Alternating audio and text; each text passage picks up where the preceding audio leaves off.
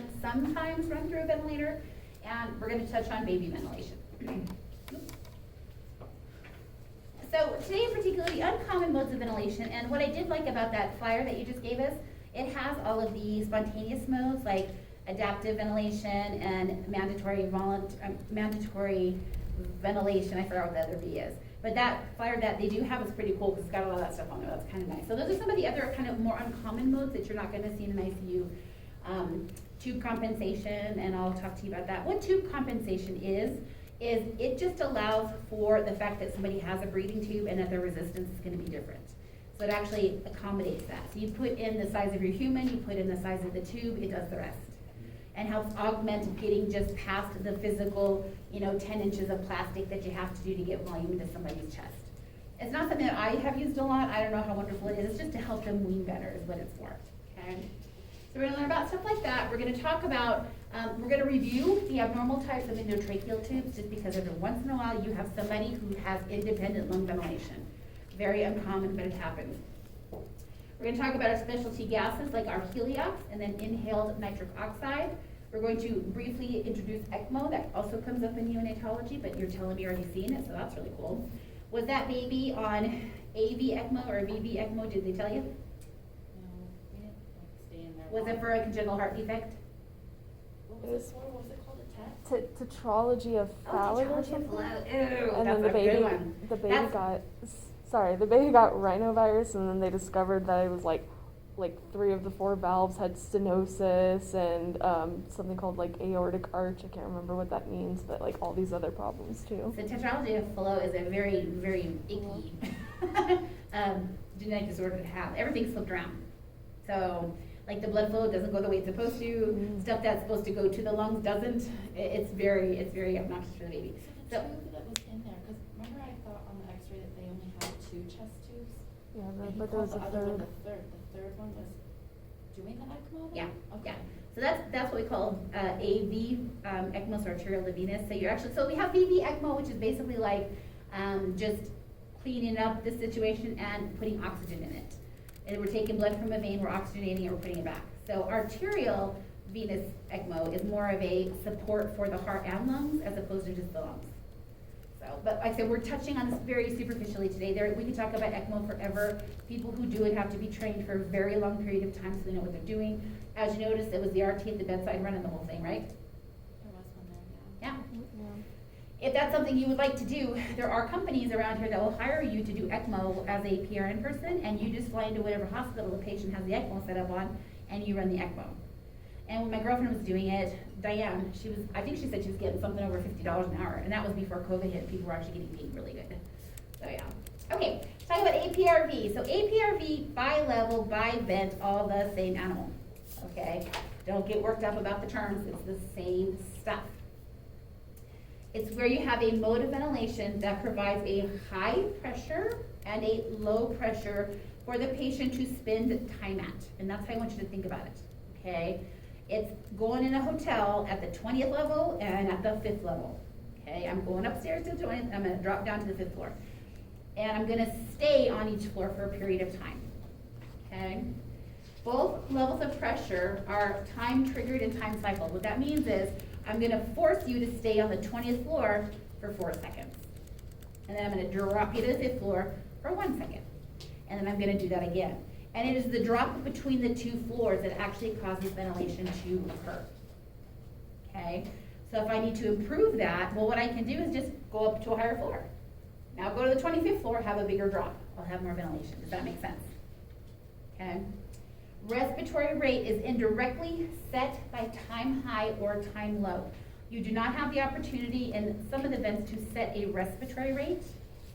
On the 980, you can pick the rate and an I time. So you either get, again, 2 of 3 puzzle pieces in order to make your rate happen. Has anybody seen a patient on APRV yet? It would probably be at UNM. We did a little bit in this Neonatal. Oh, they put somebody in? That's awesome. So you guys just see them graphically, it's like poof, you're at pressure, and then you stay there for a while, and you're kind of like, that's a really long night time. And then they drop, and then they come back up, and they stay up there for a long night time. So what this is used for is to increase mean airway pressure in order to help oxygenation. That's what the mode is designed to do, is to help recruit and get oxygenation better.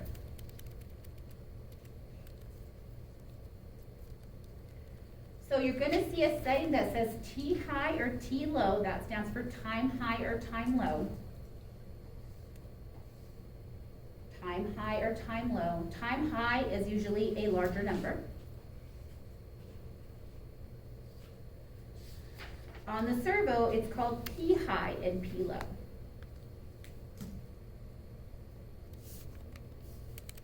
those not two different things? They are, so yes and no. So on the 980, I'm setting the time high, but I'm also setting the pressure I want it to be at, okay? On the servo, they don't call it T high. You get to pick, I forget what they have, I think they call it I time, but what they mean by P high is where you set that pressure, that's your high pressure setting. So there might be some cross languages that I want you to be aware of. And it'll make more sense when you put it up on this, okay? So we usually set what you would consider at this point in your education an inverse ratio IDE, where you have a longer I time than you do an E time, okay? But it's not traditional in the sense that I am forcing you to breathe in for 4 seconds, and you only get to breathe out for 1. Because if that happened, you would never exhale. Okay, this is more a time system where I'm spending time at a higher pressure, and I'm spending time at a lower pressure. And I want you to think of it like that, okay? Every time I go high to low, that time interval is a breath. Make sense?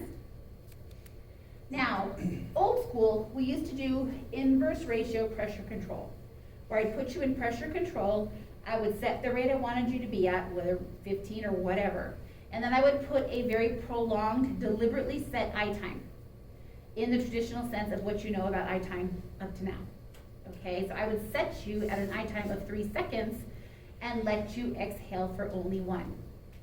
We did that on purpose, okay? But the patients had to be paralyzed because I was like, breathe in, poof, you're gonna hold it, hold it, hold it, sucks to be you. I'm gonna let you exhale. All of a sudden, poof, you get to hold it. Yeah, who would want to do that? That sounds awful, doesn't it? And can you imagine with the patients you've seen, with all this crazy breath stacking that you've seen, would they do that in inverse ratio pressure control? Oh, heck yeah, they didn't like any of that. So when they came up with APRV, bi-level bi-vent, why it's so amazing if it was used properly, is that this adds pressure support capabilities. Okay, so I could be sent to the 20th floor for 4 seconds, and I don't have to suffer through that. I actually can take a breath on top of that 20 of pressure if I want to. So I can spontaneously breathe above the transition rate, and that's how I refer to APRV. To me, it's not a traditional respiratory rate. I call it a transitional rate because it's the time that you've got high to low. That's a transition. How many times I do that is a rate, right? But if I'm helping, I can still breathe above that. Does that make sense to you? I'm going to show you a picture. I'm going to move over to the picture. That's what it looks like. Okay? So I've got a low pressure or a low PEEP. That's another term. Sometimes vents use PEEP instead of pressure. Okay? So I start off at 5 or whatever. I hop up to 20. And then on the far one on the side, the patient's not taking any extra breaths. And that's okay. They're allowed to go to sleep and they will completely just ride that out. Okay, but on your left side, see all those little humps up on top? Those are extra breaths. Okay, so the patient, I go up to the pressure I've set, so let's just say this is 20, and they took an extra breath, and another one, and another one, and another one. Well, then they dropped down to 5. They got another breath, which actually could look different because now I took the 10 of pressure support, where up here, my peak pressure in the system would be 30. I may not get as much bang for my buck, but I still could breathe, okay? Whereas if I come over here and I put my 10 of pressure support and I don't hit my ceiling, well, shoot, I could take a giant breath right there if I wanted to, okay? Does that make sense so far? Can you see why the doctors don't want to use it because they don't know how it works? Does it sound terribly complicated?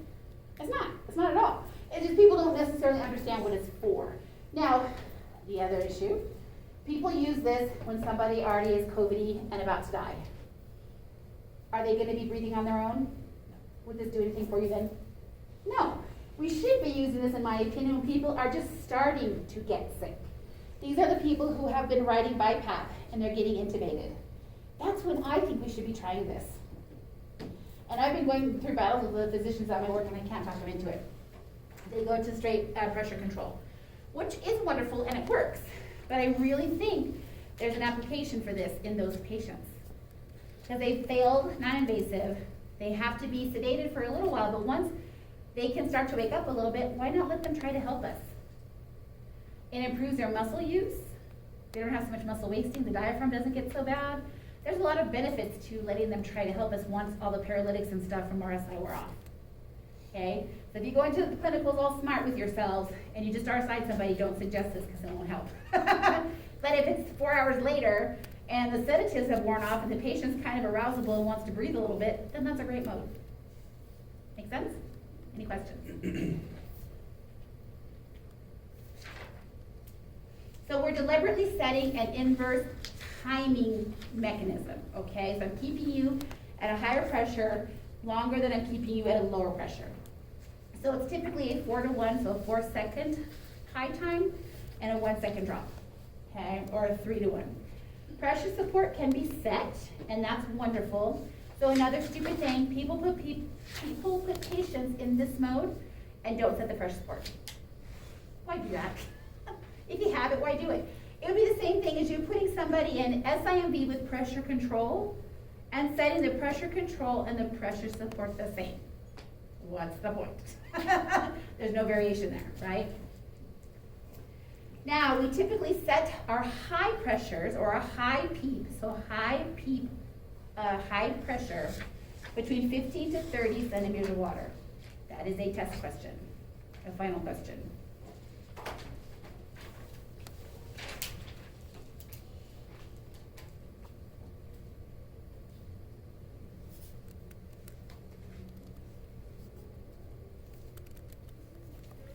Now, if I'm going from volume pressure and their peak pressures are getting high and their plateau pressures are getting high, remember I already told you the boards want you to flip over to pressure control, right?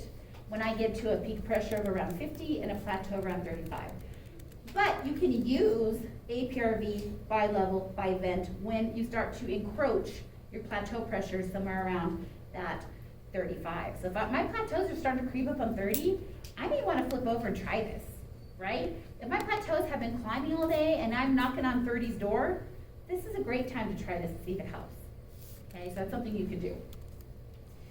The low pressure is set from 0 to 15. I find 0 stupid unless you had somebody with a pneumothorax, in which case this is probably not a good mode anyway. But to drop from 3 to 0, when at least 5 should keep their alveoli open, I wouldn't do it. Okay, but the board say you can use 0 to 15. That's the other half of that test question.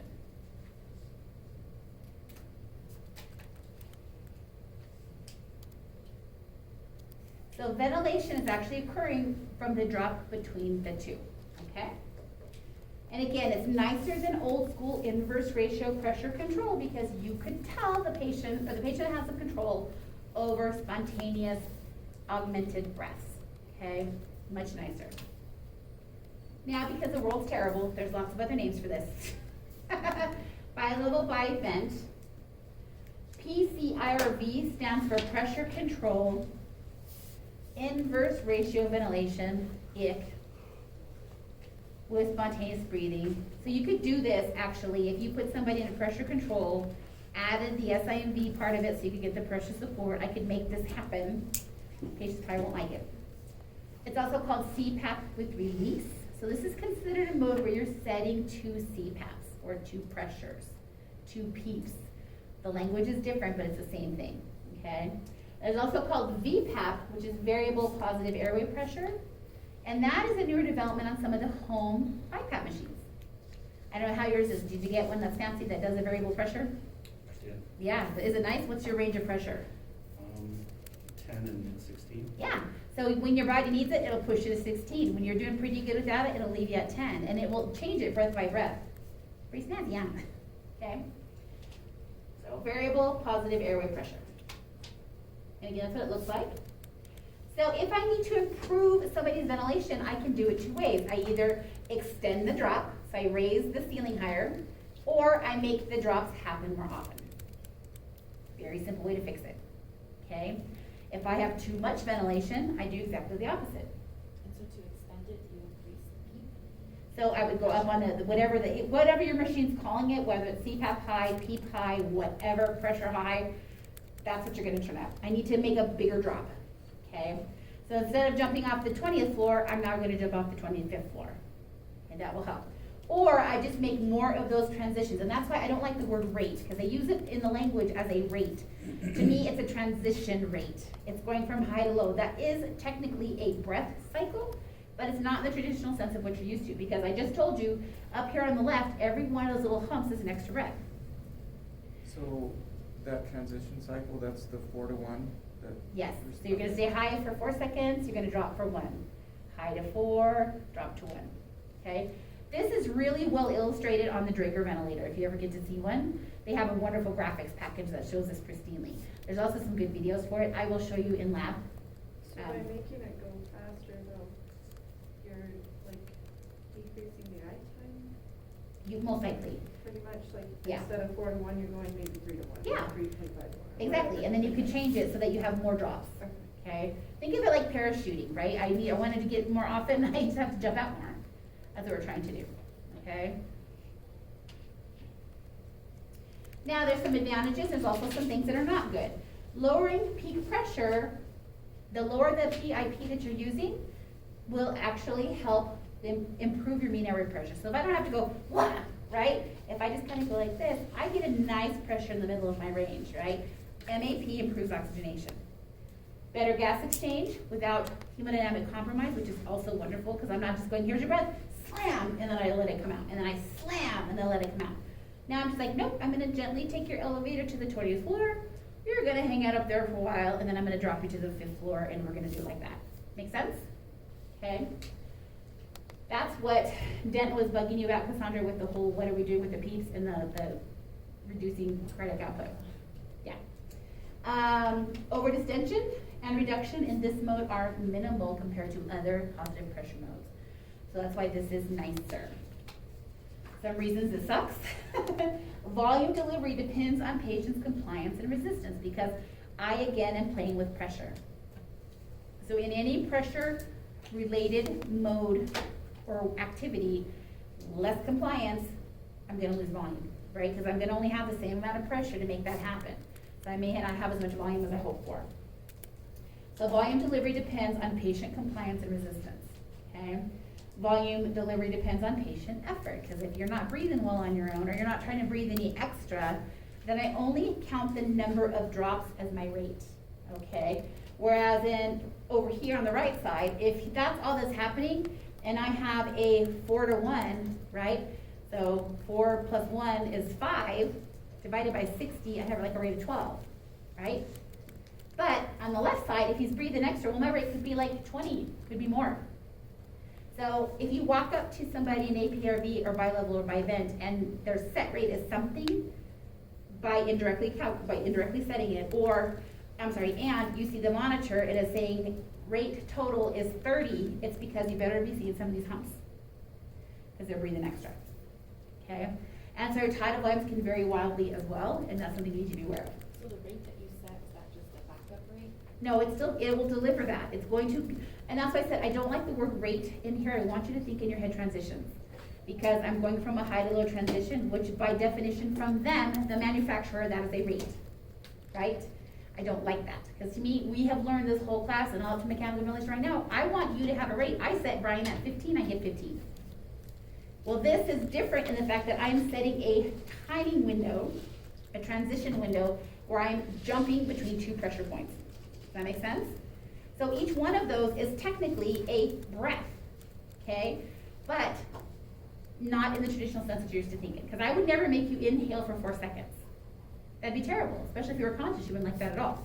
But this is not an inhalation in the traditional respect. I'm taking you up to a pressure level, and I'm holding you there for 4 seconds. Does that make sense? So the T high and T low isn't necessarily the I to E, it's just for 4 seconds, you're at this high pressure. Exactly. Okay. That's a beautiful way to say it. Did everybody hear that? That was a gorgeous way to say it. Say it again. I don't know what I said. You said T high and T low are really not, it's a timing window of just when you're at each pressure. It's not traditional eye time, okay? And I think, again, that's why people don't understand it and don't use it, because all the doctors are thinking is, I can't have a rate like that, I can't have a rate of only 10, that doesn't make any sense. Well, yes, it does, if they're breathing extra and they're helping you. Does that make sense? Okay? Clear as mud? Now, disadvantages, again, volume delivery depends on a lot of factors. And CO2 can build up, especially in COPD patients, because they don't have enough time to exhale.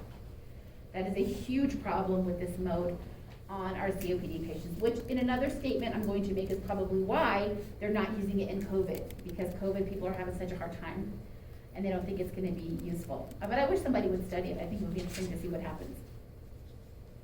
This also requires adequate staff training, so you know what you're doing to somebody. And of course, not all ventilators can do APRV. Okay?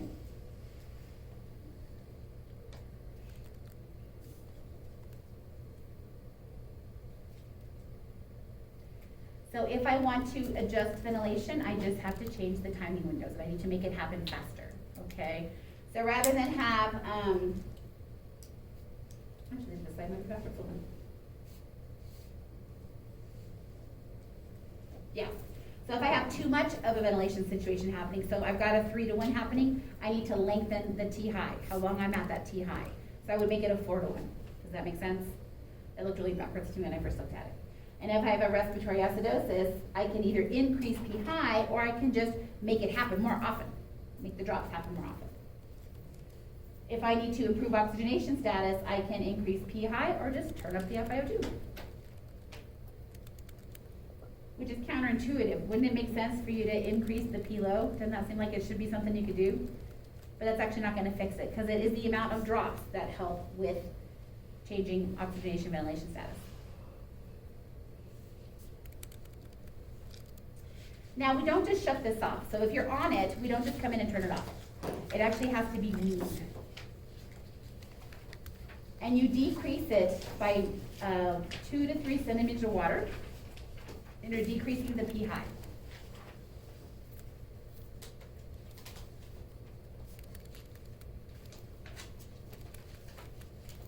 When I do that, I have to increase the T high, because what's going to happen is I'm staying at a lower pressure now, but I'm going to stay there just a little bit longer, because I don't want to go just from a complete drop of, oh, this helped, and I'll say, whoops, nope, I cut you off. That's why you can't just drop it off like that. So when you decrease your P high, you're going to increase the time high with it in order to wean slowly. So think about when a plane comes in for a very slow landing. It doesn't go right from here to right here. That would be bad, right? It goes at a gradual angle and weans down, okay? Once you get it down, I have to look that up too. I don't remember what the lower level is. Let me see. Do I have it? I'll have to look, and I don't care, I'm not going to ask you this question for your test. But I forget what it is before you can switch it to CPAP, but I'll have to look that up. There is a cutoff that you get to once you wean it down that it's safe to switch to just basic CPAP, and that's what you wean to, okay? So for all I want you to know about this is you're going to decrease it, and you're going to try to get to CPAP. That's enough for this class. Dr. O can cover it more in your next ventilation class. Any questions about that? So points to consider. When would this be beneficial, and should you recommend it to your physician? Sure. Most of them don't know what you're talking about because they don't know the mode. But you could try to explain it to them. And then we wean it. And can the patient spontaneously breathe? Yes, they can. So put pressure support on. And that's the question. I think this is actually the question off the test. Can the patient spontaneously breathe? If so, what parameters should the RT set in order to augment the spontaneous tidal volume? So yes, they can, and you're going to turn on the pressure support. That's the answer.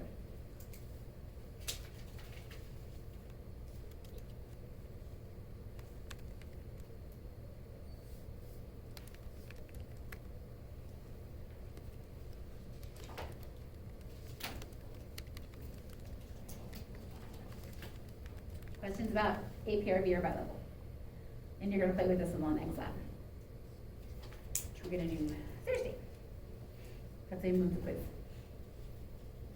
Okay, so another old school way we used to try to help with these problems is something called high frequency ventilation. And it's just where you did a really tiny little deepy tidal volume a whole bunch of times a minute. And this is also done in patients with ARDS and acute lung injury. We use it in neonatal ventilation more. And we're using a very low tidal volume with high rates. We call that oscillation. Now for current oscillators, and you're gonna look at the video for this, you are dealing with something called hertz, okay, and amplitude. Hertz and amplitude. Hertz is another way to think about a frequency, but not in the traditional breath rate, okay? When you're talking about a hertz in oscillation, 1 hertz is 60 cycles. So that's 60 times the diaphragm in the oscillator is moving. So typical oscillations are set between 3 to 15 hertz. So the lowest this would go is 180 hertz per minute, okay? And that's like that. It's not a breath and a breath and a breath like traditional ways, okay? And that's what it's doing. And in doing so, it's literally driving breath, little tiny puffs of air. This is my kid's airway, or who's ever using it. And I'm going into this little fast rate, okay? I'm literally burning a hole through traffic. And at the same time, concurrently, exhalation is happening up and down both sides, okay? So this isn't not of I have to get the breath in and then I have to exhale. It's like I am going down the same lane of traffic, and you guys are going behind me the other way. And we're keeping the airway open the whole time, okay? And it's fast. If we get time at the end of this class, I'll show you the video for the oscillator, because it's like, it's really quick, okay? So the result of that is low tidal volume, but really, really fast. So the question on the test, one of the questions is, how many cycles is a hertz? Yep, there you go. So the idea behind it is that if I am stenting the airways open with this driving in and driving out pattern at the same time, the alveoli don't have time to collapse, okay? And that's what helps with oxygenation and all that other good stuff. Now, they do use this in adults sometimes. They do use the oscillator in an adult. I've only seen it probably in my adult career maybe 5 or 10 times that we've used it on an adult, so it's not that common. But you can do it. And what you set on this is at the bottom. It says MPAW. You actually set an airway pressure, okay? We're trying to set that. We're trying to target that. And this is also a lot of the ways the baby ventilators work. So the mean airway pressure, we're not setting it, but we're controlling it with the way we're setting up the oscillator. So to control ventilation with the oscillator, you either maintain the amplitude and change it, or the hertz and amplitude fixed ventilation. We'll get to that in just a minute. So when I need to improve oxygenation, I really want to try to improve the mean airway pressure. And the direct control is available in some ventilators that have high frequency oscillation. So not the oscillator, but there's other ventilators that do high frequency oscillation that are a little more old school, and baby vents. And you could actually dial in what you wanted the mean airway pressure to be, okay? Increasing mean airway pressure increases oxygen in the body. So it's a target for us. So I'm not talking about the oscillator now. This would be a ventilator that this is a baby vent, that actually had the ability for you to set the mean airway pressure. If I can do that, I'm going to set that 3 to 5 centimeters above where the airway resistance or the airway pressure was in conventional ventilation. So if I'm flipping somebody from a standard vent to a ventilator that you can control mean airway pressure, or a high frequency ventilator, I'm going to set that pressure 3 to 5 centimeters above where the airway pressure is. Or you set it at 25 to 30. That bottom statement, 25 to 30, is a board question. So all are pretty good. You'll see it on your test.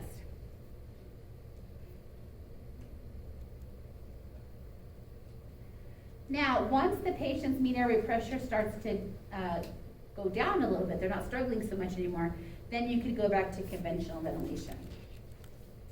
None of the ventilators around town that I know of that are used on adults do this, but you'll find baby vents that do. Anybody been to shadow anybody from the NICU yet, or the nursery yet? Huh? Yeah. Yeah, you have? So what kind of vents do they have in there? Writers.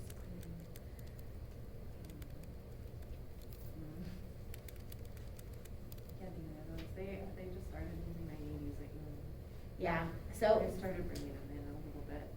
Draeger have the ability to set the mean airway pressure? Yeah. I've only seen the jet up once. Yeah, the jet. So the jet ventilator, you can set the mean airway pressure. So there's old school vents called the jet ventilator, and then the oscillator, which is also old school, but it's making a resurgence. So, but most times these modes of ventilation are not used except for just on babies. So that's that. Yeah, I like learning to see the wiggle. The wiggle, that's what you do. You watch, and I'm glad you said the word wiggle, write it down, wiggle, somewhere on that slide. Call it wiggle. The baby's chest will literally go tee, tee, tee, tee, tee, tee, tee, and they're wiggling. They like they're dancing in the bed. And that's like how they determine if it's like, if that's enough or Yeah. if it's too much. Yep, and that's it. Isn't that scary? Like you're turning stuff up or down just on how much they wiggle in the bed. And that's what they're doing. Yeah, I should see if there's a video for wiggle, oscillator wiggle. Probably is. There's one, I think it's, I'm not gonna go down there. Yeah. There So, is one though. I can't think of what it's called. so go back to the slide that says high frequency ventilation, but it's the oscillator. Just circle the word oscillator because that's the most important thing on that slide. The bottom data is talking about oscillator. I just realized these slides out of Egan's are a little bit confusing. Okay, so that one is about the oscillator. Hertz and amplitude, fix that. Okay, the next slide talks about high frequency in adults, and that is going to be a different ventilator. That's called a jet ventilator, J-E-T. So write that down. I just realized this is completely confusing the way that they have the slides. Okay, and that's the one we're talking about. You can typically set a mean airway pressure, and it's still being done with a very, very high rate. Some of these rates get into the 150 category. So this slide goes with the jet. So right, fixing ventilation, write down jet. This is for the jet ventilator as well.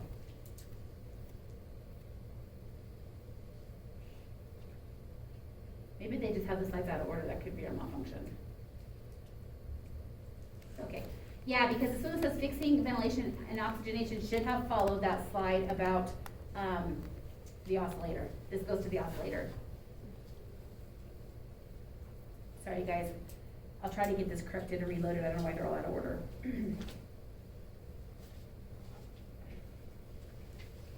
So on the oscillator, when I need to fix something, if I turn up the amplitude, I increase ventilation. So amplitude is strength. Okay, amplitude is how much force I'm using during each little wiggle. Okay. I think Melissa explains it like a speaker. Yeah, it is. It's exactly like a Like the speaker. bass in a Yep. speaker. And if you were to look at your speaker while you're running a lot of bass through it, you see it going boom, boom, boom, boom, boom. That's exactly what's happening. Okay, that's a great way to put it that way. So an increase in amplitude, an increase of amplitude increases delta P, which helps increase our ventilation. So if I need more ventilation, I just turn it up. Turn up the bass. Turn up the bass. I might be hypoxic, I should be worried. If you feel drunk in the afternoon, is that something I should worry about? Should I worry? I went to Burger King at lunch, I swear I didn't go anywhere more fun. Okay, so starting setting is based on resources, but Pilbeam's, on lots of resources. But Pilbeam's discusses using PaCO2 before as it ran in regular ventilation, and then adding 20 to the target delta P. So in other words, if the PaCO2 is 60, then you're gonna set the amplitude at 80.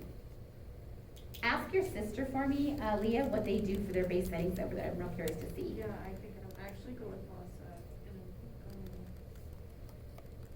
maybe next week, or Yeah. the weekend after.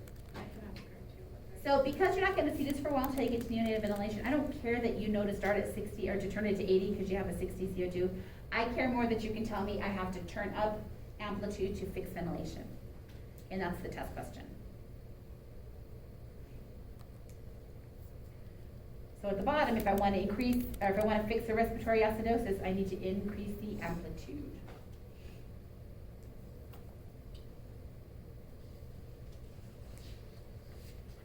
So frequency actually becomes our secondary control of ventilation, and we set it between 3 to 15 hertz, which is 180 beats, like from our drum, right, or from our speaker, up to 900 a minute. If I turn up the hertz, I get more of the oscillation. Now, the more oscillations I get, I actually get a little more tidal volume. So this is the way to think about it. The faster you go, the smaller the actual tiny little puffs of gas are gonna be. If I slow them down, I get a little bigger puff. Okay. Like the higher settings are more reserved for the tiniest Exactly. of humans. Yeah, because you don't need very much volume to get it done, okay?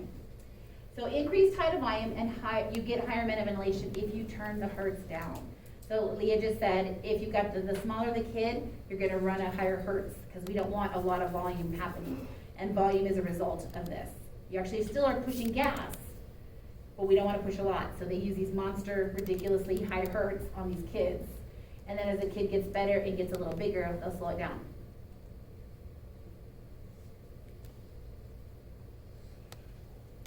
Now, on the oscillator and the jet ventilator, you are allowed to set the eye time percentage, okay?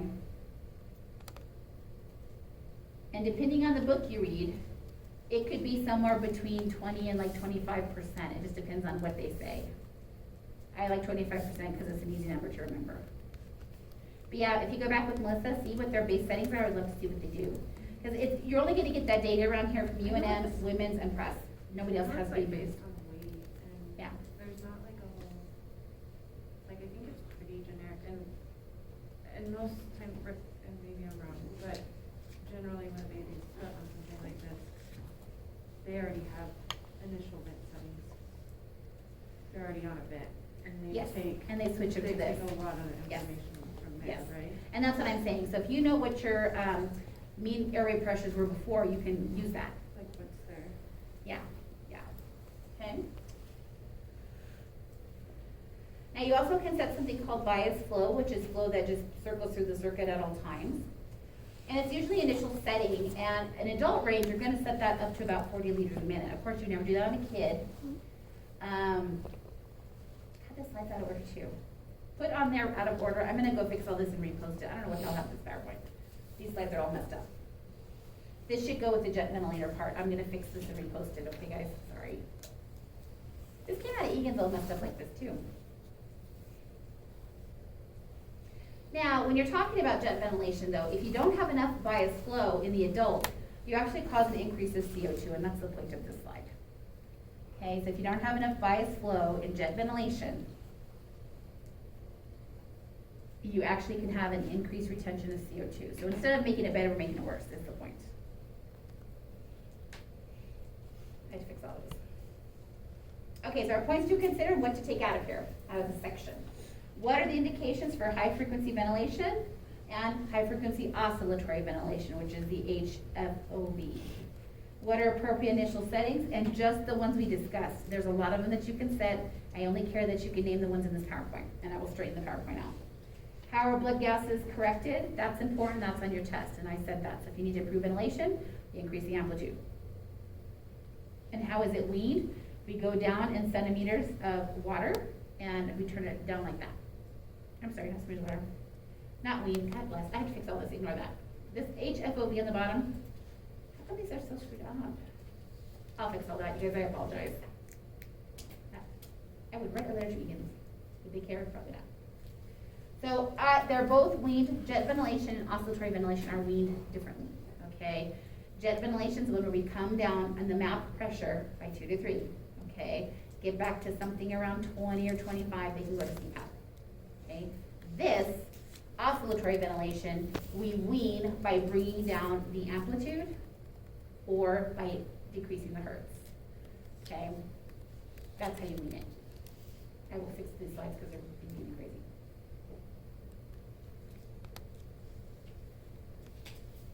Okay, so let's just review some of these other types of specialty endotracheal tubes.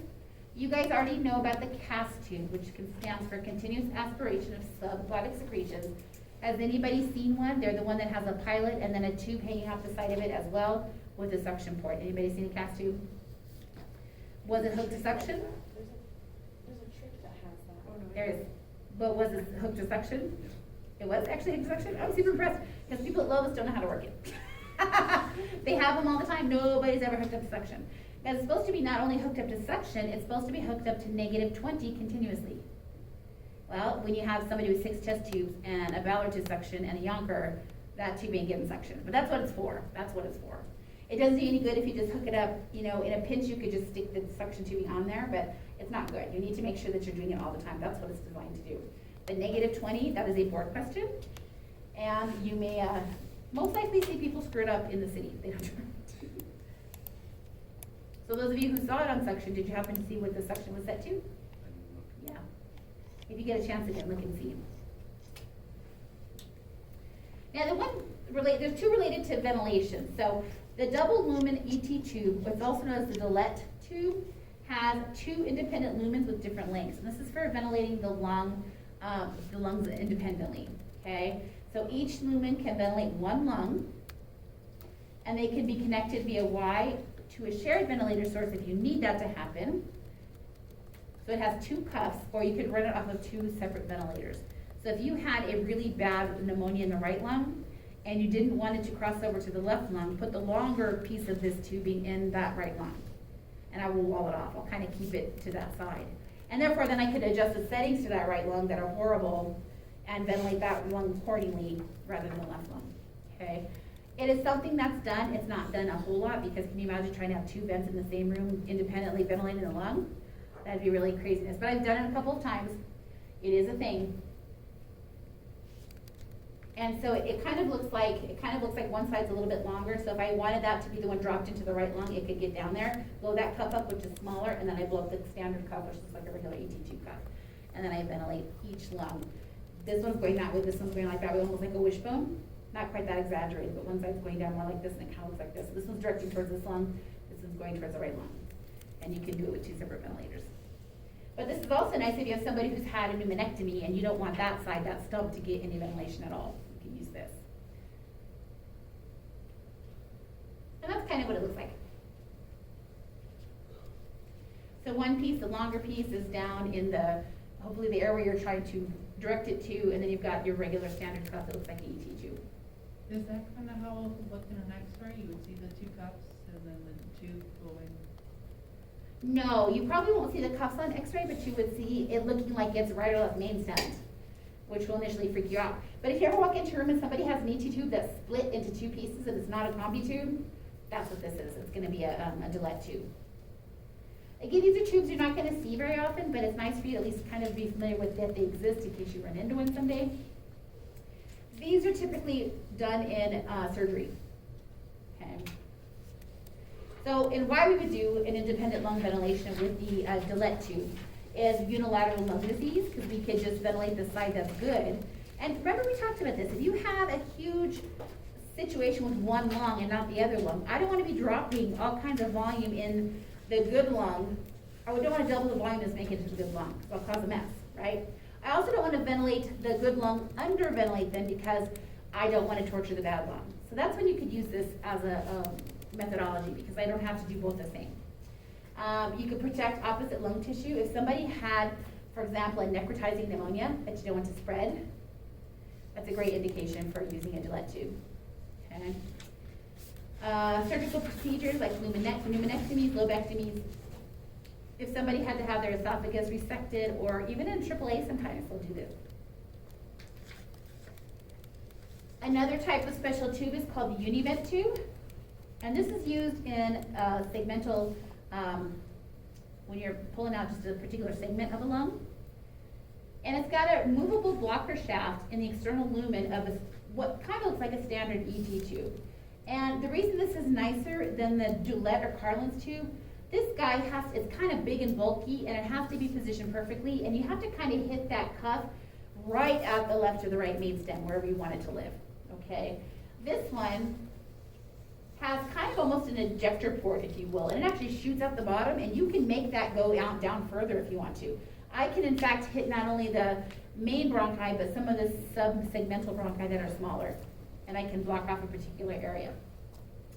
I also don't have to change out the tube for ventilation, whereas if you come out with this tube and you're just, because somebody had part of a lung resected, I can't ventilate through it because the air is going to escape out the cuff that's open. You would have to have a way to block one of these off. So typically when patients come out of surgery with this tube, they get switched back to a standard ET tube. Does that make sense? Here, I can leave it and I can ventilate through it. Okay? So it's got a pilot tube to the BB cuff, which is a little deflatable cuff. And then you've got your standard ET tube, and then you have a pilot to the main cuff. The only reason I teach you guys about this is because I walked into a patient's room at Heart that had this, and I'm like, what in the universe are all these extra ports and pilots, and what am I doing?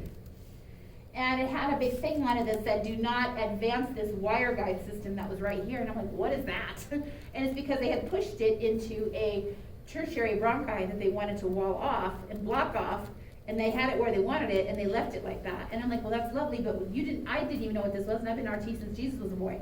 Nobody bothered to tell me what this stuff was, and I had to look it up. So now because of it, I mention it to you in case you see it. At least you'll have a basic idea of what this is. So you don't have to change it post PACU, like you can ventilate through it just normally. And it allows for selective blockade of some sections of the lung, whatever you're trying to wall off. Okay? So otherwise it's a standard ET tube, it's just got a lot of extra parts, and it has kind of a little ROV. So if you saw the movie Titanic when they sent the ROV out of there and they went looking, that's what that is. The ROV is taken off and it's going to go into something smaller and block it off for you. Okay? Does that make sense? How is that, like, in order to get it through, like, how is it placed? Same way, regular laryngoscopy. When it's deployed, all this stuff is not sticking out. So all this at the bottom is not popped out of this tube when it's deployed. It's positioned, it's not going to be out, and then they deploy it.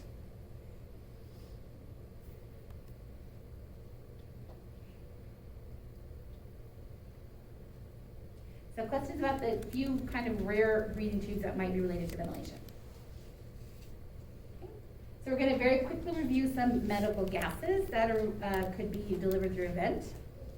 You guys should already know these from way back in the start of second semester when we talked about gas delivery. Do you remember any of that? Well, so last time when I was showing you how to answer some of the board questions, I just picked out the ones to mechanical ventilation.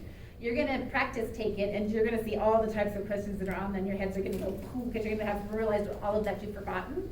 But it's okay. You have all up until end of the semester to shore it up. But that's what happens. You get focused on the content you're learning, and you forgot all about how to do basic oxygen therapy. So yesterday he was asking us, what was that thing called, a Knox box? Oh, yeah. Mm-hmm. A what? A Knox box? A Knox box? They have them there. I don't really know, I can't tell you this kind of thing. At press? Mm-hmm. Yeah. What did it do? It's for nitric oxide. Oh, yeah, okay. Knox box, okay. But there's a lot of shorthand, right? Like people make up their own stuff. Like I don't call it this COVID-y to mean you're COVID-y. You're not COVID positive, you're COVID-y. This sounds better, but it's not. All right, so helium oxygen, we use that to get past obstruction, right? Helium is a much lighter gas. It is used as a carrier gas. It is completely inert. It doesn't do anything to the patient, except for mess up the vocal cords if you could hear them. So indications could be in a post-extubation stridor situation. Patients with severe asthma, obstructive tumor, foreign body obstruction, or partial vocal cord paralysis. So all those indications are more for people who have already been intubated and extubated, with the exception of asthma. Because you can use this in somebody who's asthmatic and still help.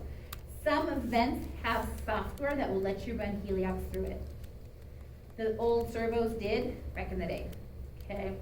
Heliox comes in different concentrations. You probably remember there's 80-20 and 70-30. Something you probably have forgotten is that when you are using a Heliox mixture, your flow meter is needing to be calculated because it's going to be very different because the gas is so light. Okay, so when you figure out your Heliox, this is going to take you right back to that math you learned in the second semester that y'all hated. I have it here for completion purposes. I think there's one question on Heliox, so don't panic for your final. If this is stuff that you can't wrap your brain around, don't worry about it. But what you're going to see on the boards, and what I think the question very similarly on the final is, what is the actual flow to a patient when administering an 80-20 Heliox mixture with an indicated flow of 10 liters? What indicated flow means is that's what the flow meter is set at. Okay? So how you calculate it is the actual flow that you're delivering is the indicated flow on flow meter times the factor. So it's not rocket science. If you're using an 80-20 mixture, the factor is 1.8. So you're going to take your 10 liters that's on the flow meter times 1.8, because that's the factor. you get a total of 18 liters a minute. That's what you're truly delivering to the patient. Does that make sense? Is that knocking off any cobwebs from before? And so if you had 10-liter flow on the flow meter and you had a 70-30 mixture, you're gonna multiply that by 1.6, in which case you would get 16 liters a minute, okay? That's the only thing. So the only questions related to heliox is to get past obstruction, and I think there's one question on the final on how to do this. Okay? You have to know it for the TMC because they love to talk about heliox. Tank factors in general, you have to know for the boards. There's always questions about that. There's always questions about tank duration, how long stuff's gonna last, all of that. Now, just for your benefit, because you probably haven't thought about this either, you can deliver heliox through a non-rebreather mask to somebody who's not intubated. And then sometimes you can do it through the ventilator. Just know, if your ventilator is not set up to take heliox as a medical gas, it will read funny and it could screw up. So you're gonna get weird tidal volumes, for example. Your flows are not gonna be accurate. Things are gonna be wrong. So most people don't mess with trying to run heliox through a ventilator anymore, but it was done for quite a while. You guys can tell me when you get out there. In fact, ask Gabe, because I would wonder if Press would still do it. So when you're running heliox through a vent, your tidal volumes and flows are not gonna be accurate. But you can run a small volume neb through it, and this is called the NebuMask. When I was a toddler, we actually had to rig this. So we would take a non-rebreather and MacGyver it to make it do that. And one side was the neb that you're running heliox off of, and the other side was probably 100% oxygen. And you were trying to get it to the patient as fast as possible and do like a continuous neb for an asthmatic. So that's something I did a lot. We did a lot of status asthmaticus consistently, where you'd run heliox through one line, oxygen through the other, and keep all the flaps on. That's one way you could do it. What you're gonna see a lot nowadays is inhaled nitric oxide. Who's seen that? Inhaled INO? Yeah? That's a pretty big contraption that's running, isn't it? It's hard to use. There's lots of steps to set it up. The delivery system has to be put in line just perfectly. You have to let the monitor talk to the tank itself, because the tank actually communicates with the monitor itself. You can't put your clipboard up there, you'll screw it all up, right? You're probably told that. It's very difficult to use, and it has to be weaned. That's the bad stuff. What it's good for is it's a very powerful pulmonary vasodilator. So this gets used a lot in kiddos with primary pulmonary hypertension, and it's being trialed in COVID patients for the same reason. I don't know that it's doing a damn thing. I think by the time they're trying it on COVID, they are so far gone, we missed the boat again. Now, the nice thing about it improves pulmonary blood flow and PaO2, but does not affect the blood pressure. Whereas in a lot of the drugs that are out there to deal with pulmonary hypertension will actually mess with your heart rate and your blood pressure and screw everything up. The baby that was on ECMO, they had this running on the side. with I the believe it. little- Everyone I've seen it on at UNM, looks like they have pretty much zero chance of living. Exactly. So, And I think you make a valid point. I think when they're doing this latch ditch stuff like ECMO and this, you guys, they missed the boat. Like, we should have been doing this before. Now, unfortunately, in ARDS and all of its pissiness, and the primary pulmonary hypertension side of that, it can be a patient who looked okay today, and all of a sudden at 12 o'clock at night, they are no longer okay. And they went straight from okay to dead in a huge, tiny little time frame, right? You've seen it where people looked really good and they crash and burn in a hurry. So if somebody had the presence of mind to go, you are at the top of this roller coaster hill and you're halfway hanging off, I need to start dealing with you now. I don't want to wait till you slide off and you're at the bottom and now we have to worry about it. That's my whole issue with all these. I don't think any of these kinds of extra therapies are used early enough. So a lot of people think they don't work. And those are wicked expensive. Oh, and they're wicked expensive. INO, inhaled nitric oxide, is stupid expensive. In fact, it's only reimbursable in babies. So we use it on adults all the time. The hospital eats that money. So the newer version for that is a drug called ibuprofen. We're using that a ton too, and it's so much easier to deal with. You set it up, we're gonna talk about that in a minute, but you set it up based on the person's ideal body weight, and you run it in so many nanograms per hour through an aerogen nebulizer in the vent. Super simple, way nice. The only thing, Those are basically the same thing, or? it's the same drug, it's the same type of drug, yeah. Yeah, but without a lot less drama.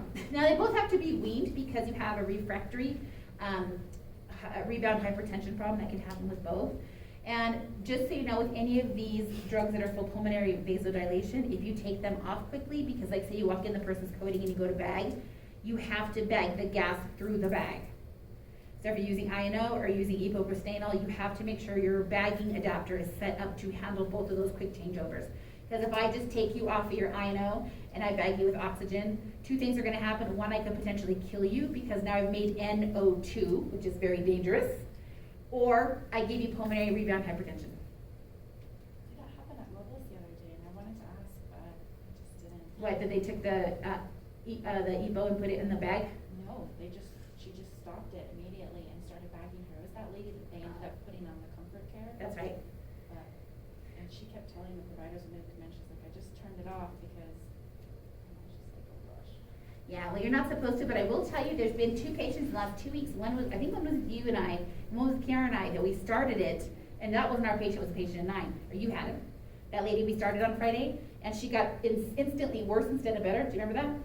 Yes. Yes, so they just stopped it. They're like, we're done.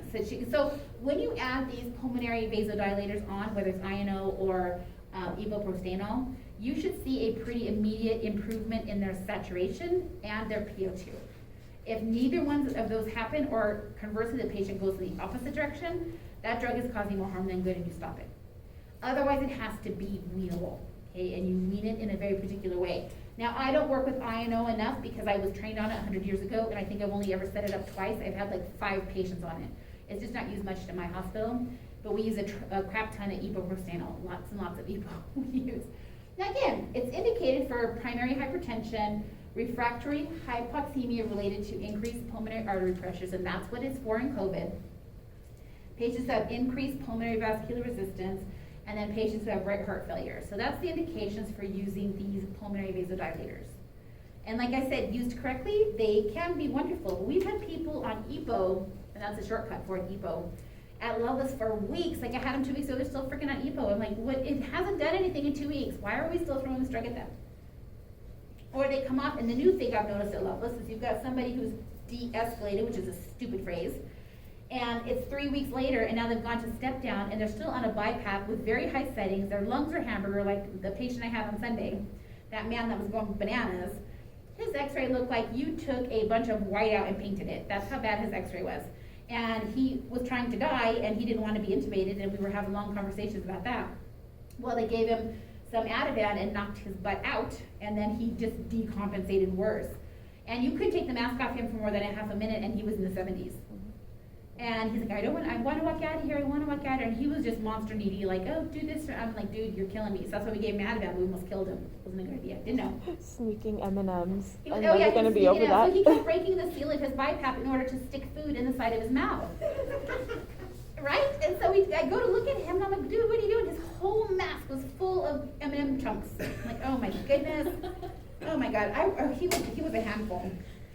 But he almost died, and so they ended up calling a REACT, which I wouldn't have done because he was a DNR, but they called a REACT, and so the whole world shows up to tube this guy, and he needs it. By every account, he needed it. And right before, all morning, he told Kiara and I, don't want it, don't tube me, I'm not doing it.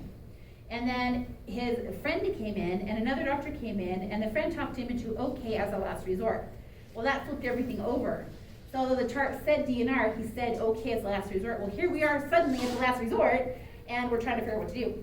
And he's half out of it, and he's all BiPAP'd up, and we turned up all the settings, and he sat in the toilet, he was like 75. The doctor's like, do you want us to tube you? We have to tube you, you know, you're gonna die if we don't, blah, blah, blah. And then he's like, well, call my mom. So they called his mom, and she's telling him, well, what do you think you need to do? And he goes, Mom, you make the decision. So you have 2 people who are waffling back and forth, tube or no, tube or no, tube or no. We did that for 30 minutes.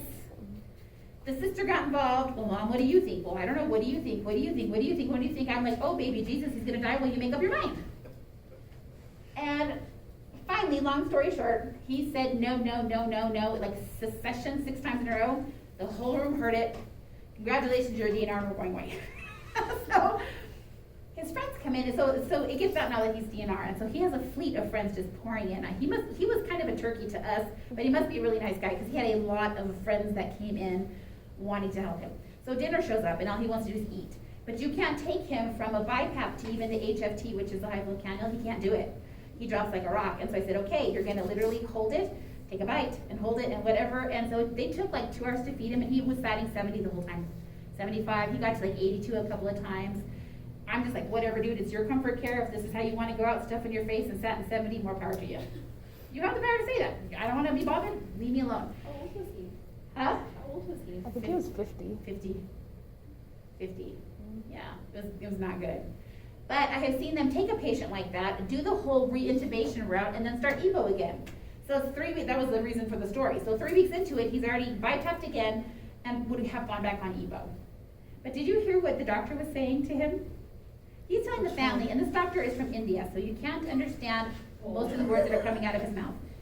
The mom and the sister in Tennessee. And he's trying to explain to them, and I wish I could do it in Indian accent because I would have you guys in stitches right about now, because he was saying some stupid shit. He was like, well, you can, he will die if we don't do this. Okay, that's a true statement. But then he tells the patient, but studies show that 70% of people who go on a ventilator with COVID do okay. But you will probably do okay, but then you're gonna have a trach in 2 weeks, you'll be on a vent for a month, you're going to rehab for 6 months, and he started saying all this hideous stuff. I'm like, you can't just say you're gonna be okay, and then, but no, you're gonna be on a vent for a year and you're gonna die anyway. So die today, die in a year, suck the whole time, you pick. That's kind of the gist of the story. And I kept thinking, I'm like, will you stop talking? And there was another physician and our react nurse, and they were both who speak English, finally took the phone.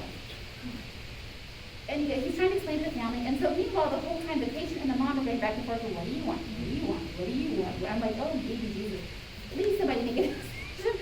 Meanwhile, he's like, catching burden. I'm like, he's going to make the decision for us. And that's finally what our react nurse got on the phone and told her, said he is going to decide right now for us if we don't make a decision.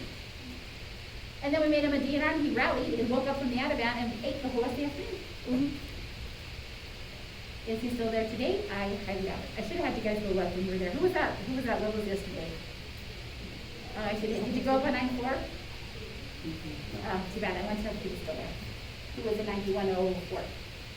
I'm with you on Sunday. I really want to go up and check and see we'll if find he's there. him. He's got to be in the chart somewhere, but he's not going to make it. Because at the very least, he aspirated all kinds of food. He kept eating and it was blowing down his face. I even explained to his friends, I know he wants to eat. He had a whole tray. He literally had like 20 puddings at the bedside and a giant bag of M&Ms. Mm-hmm. And he mowed through most of the bag of M&Ms ears, I could tell, because there was pieces of it everywhere.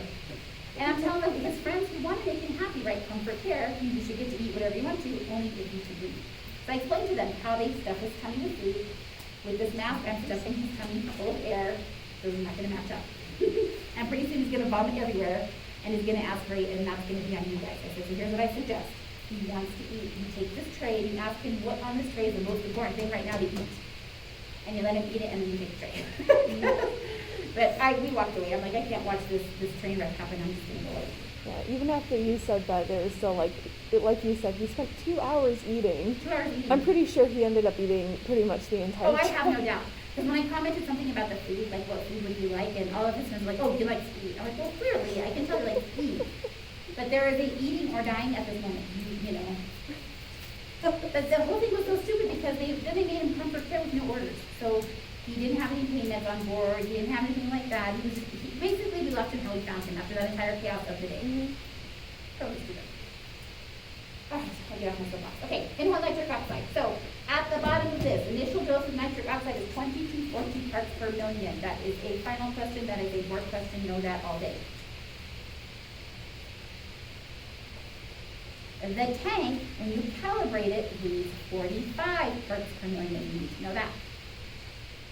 When you calibrate the tank, it says 45. That's how you know it's calibrated. The board question reads, you are calibrating a nitric oxide system. At what level will you prove it's calibrated? And you're going to say 45 parts per million. Initial doses start at 20 or 40, 20 to 40. Do not go past 80 because it's dangerous. Has to be weaned. Now, when you guys are seeing this, now I don't know in relation to ECMO how that would be, probably it's a little bit different if it's tandem with ECMO, but if you just have somebody you see on it, right, if you see this again, will you ask, how are they weaning it? Because at Loveless, we go down by like 5 parts per million slowly. That's like 5. Yeah, it's really slow because you can't make huge jumps. And like We started weaning a patient there. Yeah, so it was like 5 at a time. Mhm. Yeah, and if you go really fast, or God forbid the circuit gets disconnected, you're gonna see their PA pressures on the monitor. You wean them by 5, and then once it gets to 5, you do by 1. That's right, and then you just wean it off. That's how we do it too. And this is really evident if you have somebody who has a PA catheter or a swan, because they'll have their pulmonary artery waveform up there and their pressures, and you can see if it's working. That's kind of cool. Side effects, awful stuff happens. Methemoglobinemia, which is met hemoglobin, could go up. Also a board question, they like to give you a question that says, what side effects happen with nitric oxide? Another thing that can happen is nitrogen dioxide, NO2, which is horrible. So you cannot have too much oxygen with your INO system, which is why we cannot bag the patient with 100% oxygen. If you look at the machine, I think I have a picture coming up. If you look at the machine, the bag valve mask hooks up to a bagging rig on the front of the device itself. That's where you run it from. The flow meter then will deliver the INO gas to bag with, not off the wall. If you bag with 100% oxygen, you're gonna cause nitrogen dioxide, which is toxic. Do you have to do the same for EPO? Nope, you can bag EPO with regular O2, but you have to bag the EPO in line with the oxygen, okay? Again, EPO is just so much nicer, so much more user-friendly. Again, nitric oxide is not covered by a lot of insurances. It's certainly not indicated in adults according to the FDA, which is stupid. They use it all the time. And it's, as Ray said, ridiculously expensive. It's like $2,500 an hour or something just stupid. I forget what it is, but it's absolutely asinine how much they charge for it. They said it was 150,000 just to open the tank. Yep, I believe that. It's a lot of money. And you crack the tank and you didn't use it all, you just wasted all kinds of money.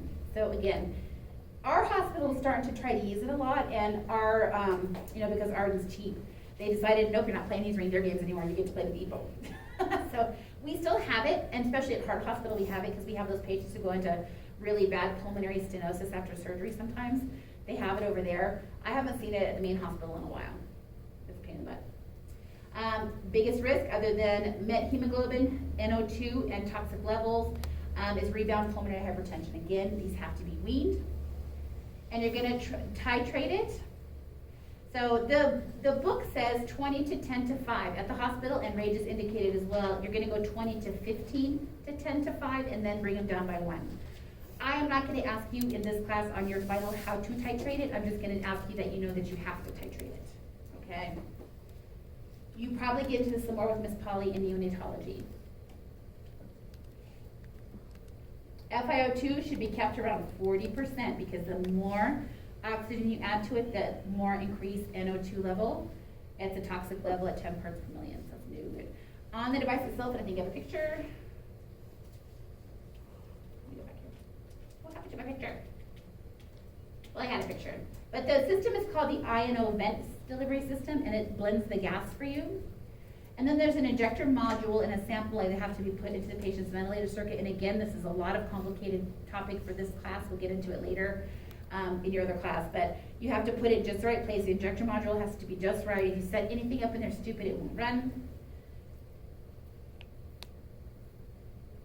Now, if you're going to use this system with high frequency oscillatory ventilation, you have to have a one-way valve that connects to the oscillator. So when you watch the oscillator video and you see the part that looks like the drum going beep, beep, beep, beep, beep, there's a module right there that hooks on. You would have to hook the INO right there.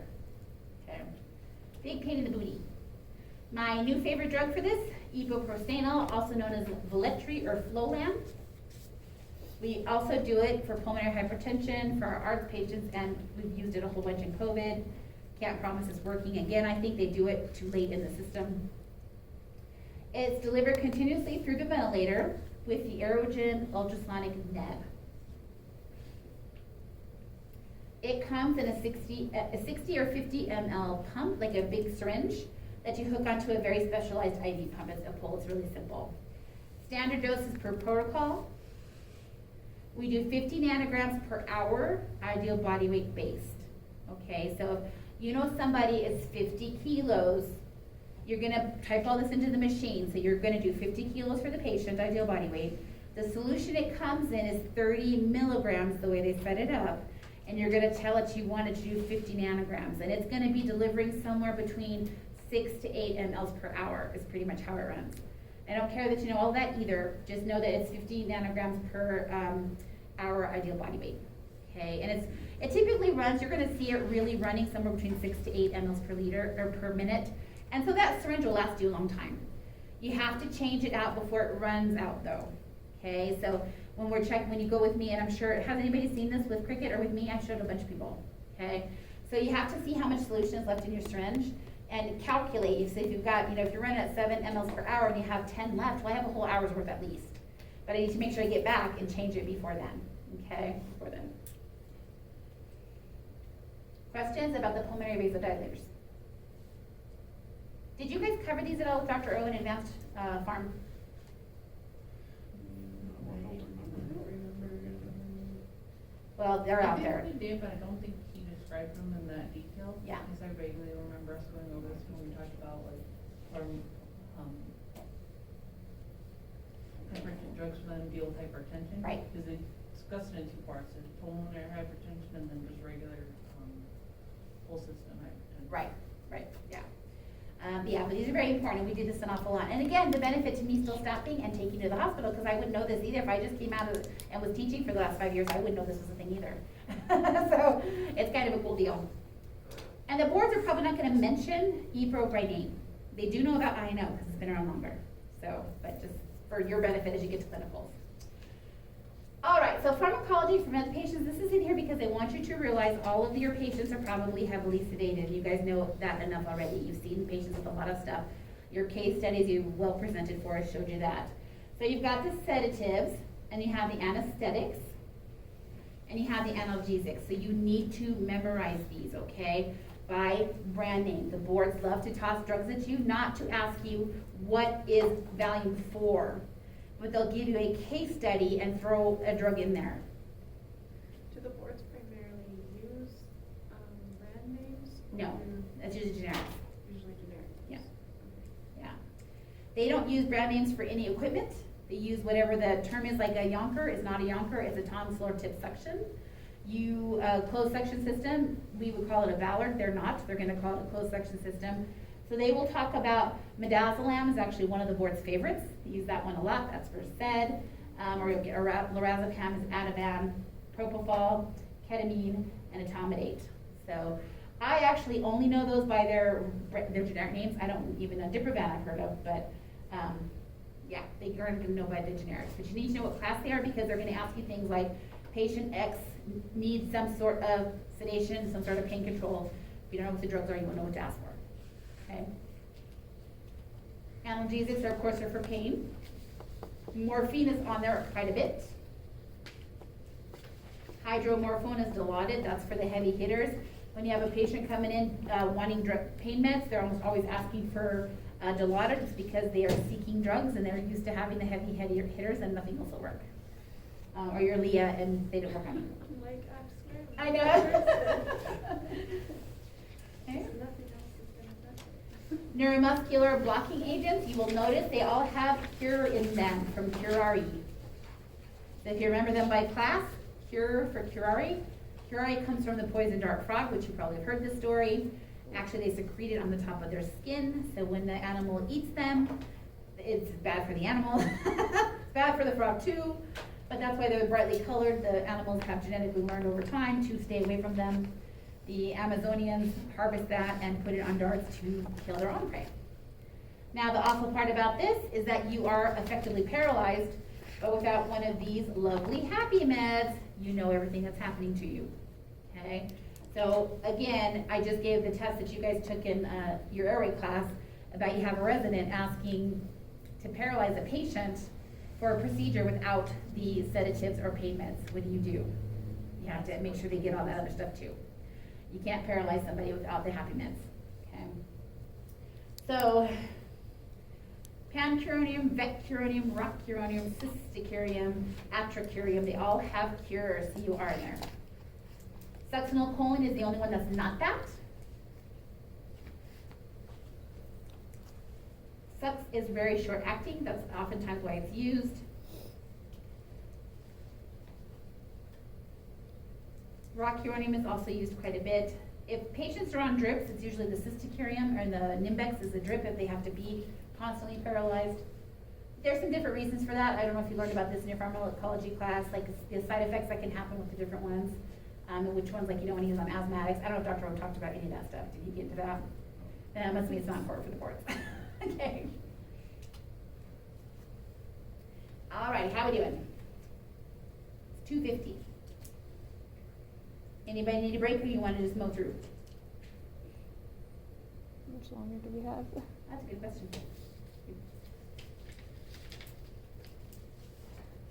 Maybe like a quick 5-minute break to stretch our There's legs. like 25 more slides. Yeah, you go get a drink. Let's get a drink. That's fine. We don't have to have a long break. It's up to you. We're going to talk about this much more later. But one of the biggest things we have to worry about with babies is if they're premature. And sometimes mom, believe it or not, doesn't even know she's pregnant. And sometimes mom doesn't know how pregnant because she never went for any kind of neonatal care. So the stuff that's done standard, like your ultrasounds and some of your blood testing, or even an amniocentesis, none of that stuff was done. And all of a sudden you have a woman coming in with a horrible abdominal pain, and an hour later she pops out a baby and nobody knew what happened. Okay, so you can tell a lot by weight of the baby, first of all, and also these things on the screen. So Apgar, Silverman, and Ballard, those gestational ages. Are there more copies of that over there in front of you, Kiara? Everybody has them, right? This? No, the one about the babies, the printout from Percy?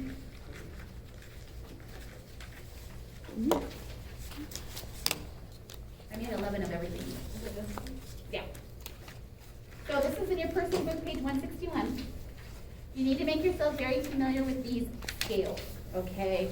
So with Apgar, we do them in a timed interval after birth. And I don't have a copy because I guess I didn't make another one. I have 11, somebody's got 2. And I don't have my Percy book either, so I can't talk about it exactly because I don't remember it. But Apgar score is a timed test done after birth. So it's like 3-minute and 5-minute Apgar scores. As the fetus or the baby is born, we expect certain things to happen and change as the baby stabilizes now in its new environment, okay? So you have a 3- and a 5-minute Apgar score. Apgar is one you will see on the boards for sure. I've seen many questions related to Apgar score. And the lower the score, the worse the baby, okay? So, I think that's right. Is that what it says, Leah? I don't have my thing with me. Yeah. So you get points for what the baby can do and not do. And so a low Apgar score that is not improving is a sign of distress, fetal distress. The baby was harmed at birth, something happened. Typically, a little bit of oxygen, either blow-by or positive pressure with a bag valve mask, will fix it, okay? You're gonna understand in neonatal ventilation how the fetal circulation switches over at birth. I'm not gonna go into that today because it's not a part of this class, but it's a pretty complex system that happens where the ductus, all 3 of them shut, and blood circulation goes to the way you have it in your body today. If that doesn't happen for whatever reason, you will have unoxygenated blood circulating through the baby. You're gonna have all kinds of problems after that, or like in tetralogy below. That baby had pretty neat, very rare complication. So Apgar score is important. Another one is called the Silverman Respiratory Assessment Score. I call the Silverman Respiratory Distress Score. Because this one, it's the higher the number, the worse they are, okay? So the more signs of distress the baby has, so far as retracting, grunting, nasal flaring, stuff like that, that's all signs the baby's in a lot of trouble, okay? Ballard gestational age has to do with what kind of developmental features the baby has. I'll give you an example. A fetus born at 20 weeks gestation or 23 weeks is going to be covered with something called lanugo, which is the fine baby monkey fur. Okay, and they're going to have something called vernix all over them, which is a white, thick, pasty substance that kind of looks like thick frosting stuck all over them. So if you have a kid pop out in your ED and Espanola, because 15-year-old mom didn't bother telling anybody she was pregnant and she's only 23 weeks, baby pops out looking all white and pasty, and you take off the paste and he's covered in monkey fur, you have a very, very early baby, okay? What are you saying, monkey? So you It's like see, little tiny fine. they're hair. tiny, fine Oh, hairs. monkey fur. Monkey fur, yeah. Thank you, I was like, what are you saying? Yeah, they're Great, they're so COVID, I super- can't talk either. They're super fuzzy. They're very fuzzy, and they look kind of like a puppy. They really do. Yeah, and They're like so little rats. they do kind of look like a little rat. So, and the darker the hair on the head, the darker the lanugo will be. But the more hair, earlier baby. The more of that pasty white stuff, the more early the baby. Early babies need surfactant. Write that down somewhere. You need to replace surfactant in an early fetus because the baby's body will not be able to produce it yet. And surfactant is vital to, finish that sentence. Ventilate? What's that? Surface tension. Surface tension. Reducing. If I have no surface tension, what is my compliance doing? Nothing. I have no opening power, right? So I have to replace it. Again, you're gonna cover that a lot more later. Okay, so based on whatever scoring system the boards are using for that test, you need to know what they're talking about. Because they can say a baby had a Silverman score of whatever it is, 15, I forget what it goes up to. But that's why I gave you that handout so you can take it with you when you're going to clinicals and just, like, especially when you're driving, if you're driving with a partner, read it off to each other. So you just have a discussion about it. It'll help you get it memorized. So a score of 10 is severe respiratory distress. A score greater than or equal to 7 is impending respiratory failure. A score of 0 is no respiratory distress. Okay, now, so the younger the baby, the little they are, of course. A normal infant is born at about 3,000 grams, okay, which is about 6 point something pounds, 6.4 pounds roughly, okay? So if you've got a baby who is a 1,000-gram baby, that's a very tiny little monkey, okay? May or may not be doing well, all right? So when we're worried about neonatal ventilation, our whole purpose in all of this is to try to prevent lung injury. We don't have a lot of luck at it. You can ask Leah, I'm sure. I would love your sister to come in here and talk to us about some of the stuff she sees. That would be totally awesome. Oh my God, I have like the craziest meth bomb story to tell you. Oh, yeah? Yeah. Not the one who had an asexual child Not that the came out of an egg and... asexual, Not the magical. That was a pretty crazy story. Them, baby. But she had a mom that delivered 29 weeks. Mom thought 2 weeks before that she lost baby, so she got, this is baby number 8 for mom. 28 years old. And she thought she lost baby, so she got sad, so she did back for 2 weeks. Oh, well, that'll help. That will fix it all. She just knew that she lost, no reason, no bleeding, no nothing, she just lost baby. So when baby was born, was, taking care of baby, she refused to put any of the, what's the eye ointment? It's for antibiotics. Refused vitamin K shot, refused, because they have to have a vitamin K shot when they're first born, because babies don't have clotting factors. So refused vitamin K shot, refused formula, because formula is toxic. Please tell me somebody took that kid away from her. Vitamin K is proven to have horrible side effects. But meth doesn't. The antibiotic on her eyes, which mom had just the grossest. Oh, mom's got a whole lot of something growing down there, I promise you. Mom had so many things. Where do you think she's Mom- getting the meth? She ain't storing it there. Mom had everything. She had chlamydia, she Yeah. had gonorrhea, she had, not only that, but she had some type of weird placental thing, I'll have to ask Lauren what it was, that basically turns the amniotic fluid really foul. So, not only that, but it was a very stinky baby, and then, but, mom did sign the baby up to be in 4 different trials. One is giving baby Motrin to help with something. It's a clinical study. Sign baby up for that. Sign baby up for 3 other clinical. I bet you I can tell you why. They get Money. paid. Yeah. Well, I asked Lauren if they get paid, and she Yeah. said not those ones. And I'm like, but there has. Maybe she just thinks she's gonna get paid. I would tell her, walk in and go, I will give you $5 if you let me put the stuff in the baby's eyes. Oh my God, please tell me somebody's taking that kid away from that nut. I hope so. It's very sad. Where are her other 97 children? Where'd they go? I don't know. I know she doesn't have custody, but I'll tell you guys, the one thing that I've learned about my sister's job that I just don't know if I could even be in the same environment is 9 times out of 10, mom will take baby. Mhm. Mom, and then Oh, not only that, of but mom had baby C-section. Well, yeah. Did not come see baby till day 3. Baby cannot pass out of the tunnel of despair because that would be a hot mess. Stood over baby, just crying and how much she loves her, and telling Lauren that she's torturing the baby.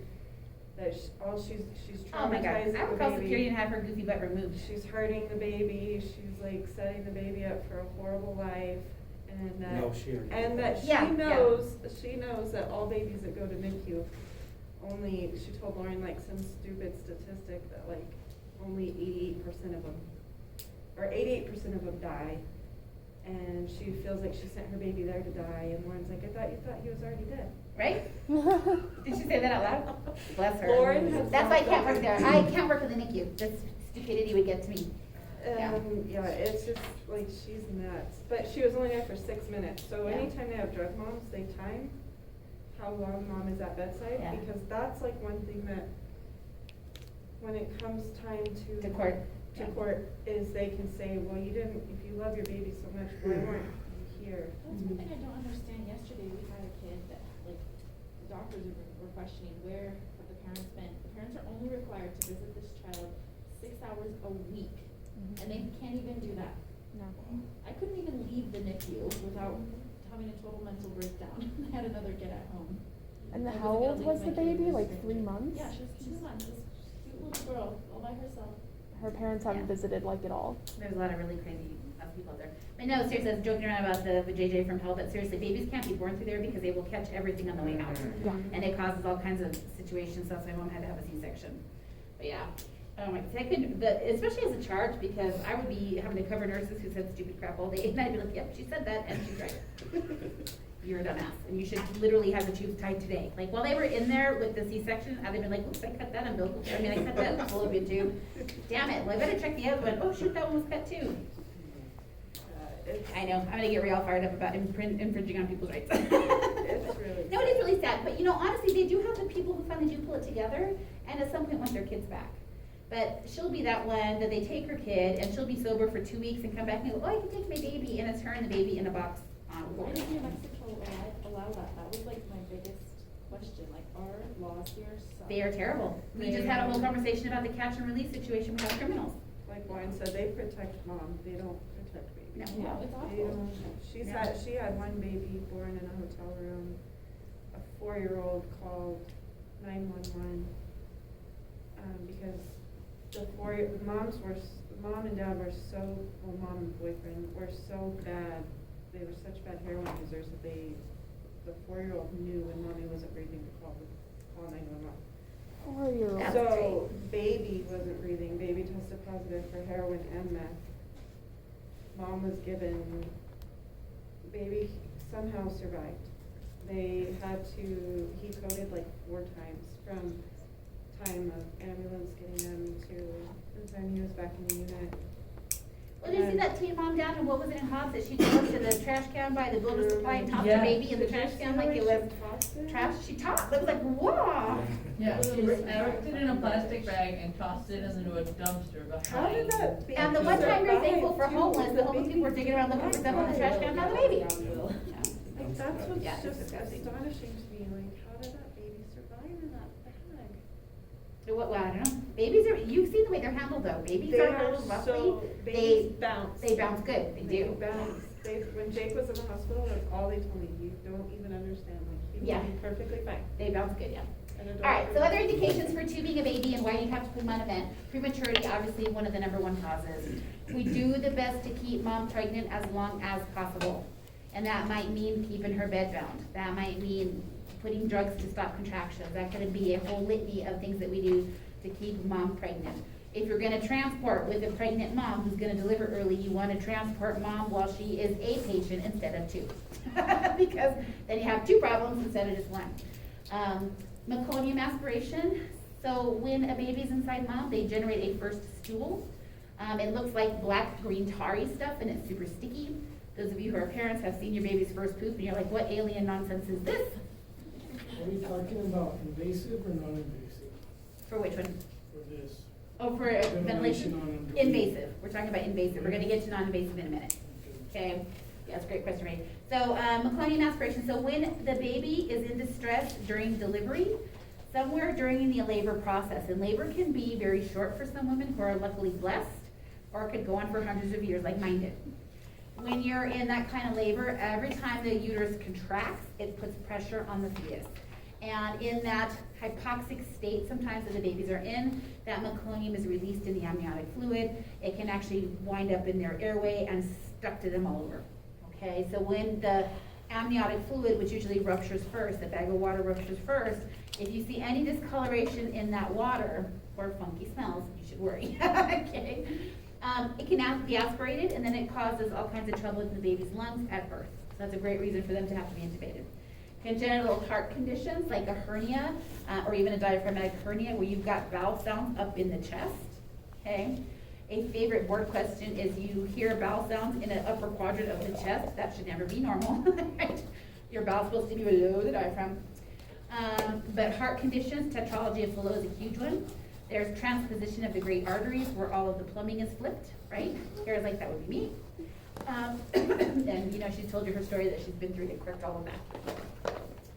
Now, normal vital signs for newborns, all I put this on here for is just for your information until you get to your neonatology class.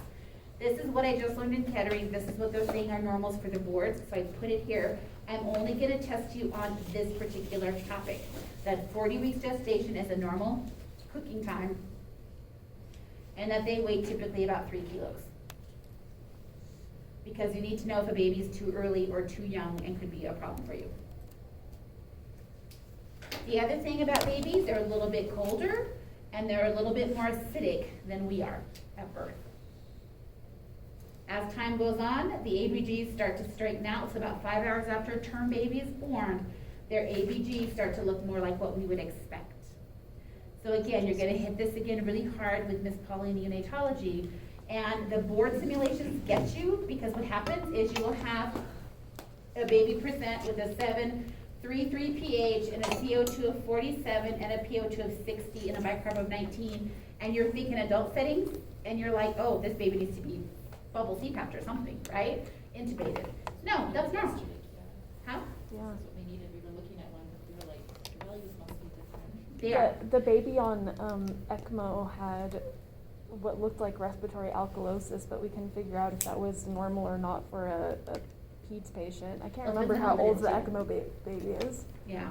Do So you anyway, yeah, remember? so just know, I mean, the shortcut version to this for your boards, if you can't remember anything, is that babies are typically slightly off from adults and they're a little more acidic until they get about 5 hours old. Lower oxygen, lower pH until they're about 5 hours old. Hence the APGAR, right? So we're following that timing line past birth to see if they improve to what we would consider normal state. So ventilating babies, traditionally we had to have fancy special ventilators that only did babies. And companies sold them. There was the Bird VIP ventilator, there was the old Bear ventilator, there was all kinds of ventilators that had fancy little cute names for them because they ventilated only babies. Now, it's more of a, we have a ventilator that will ventilate everybody from a baby to an elephant and back, and you don't have to have a fleet of RTs trained on 5 different ventilators. Because that was a pain. And if, like at Gibson, when I worked there, you had a preemie-born, you had to get out the VIP ventilator. Well, heck, you had to be tested on it twice a year because nobody remembered how to use the thing because it wasn't needed that much. Okay, so now it's much nicer for you.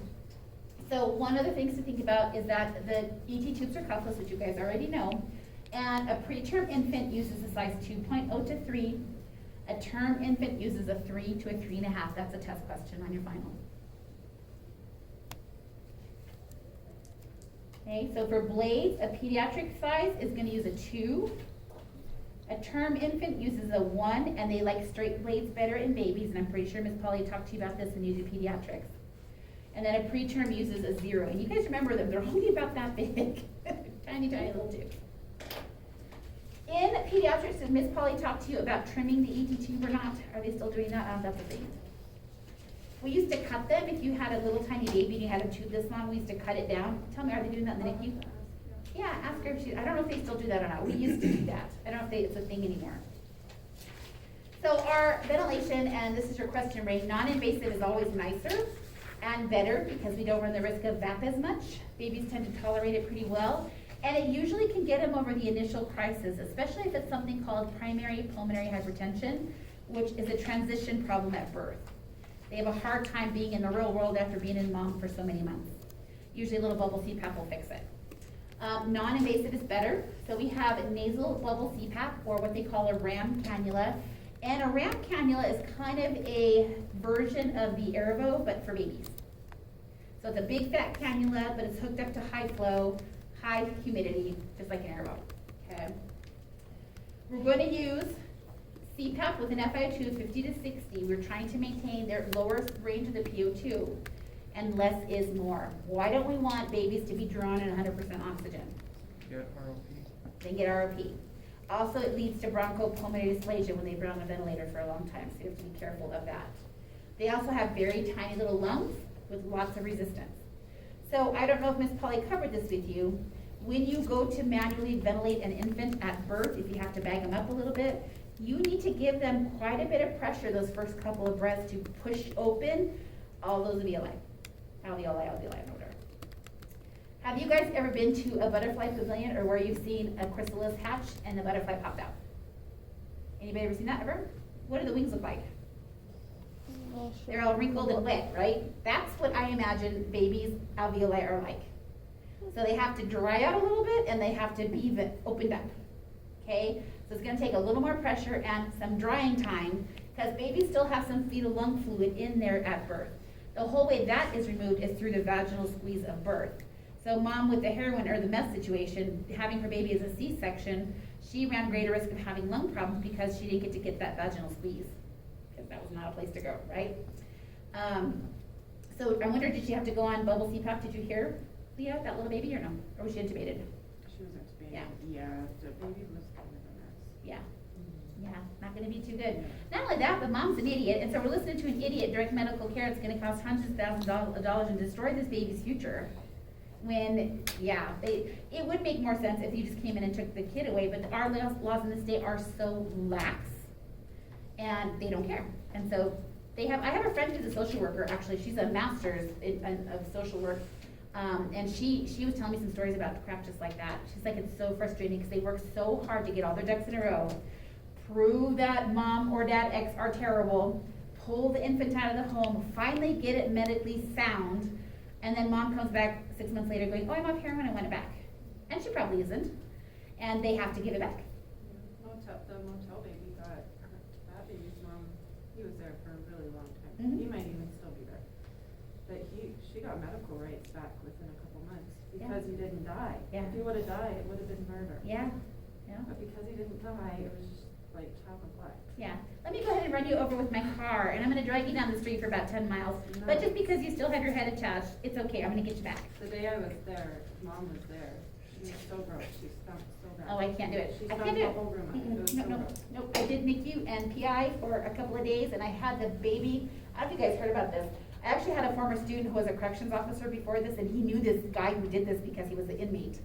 But there was a baby who was about 13 months or something, and she wouldn't potty train. They were having troubles potty training her, and it was the mom and the boyfriend. And the boyfriend thought the way to fix it was to stick a garden hose up the baby's butt, Sick fuck.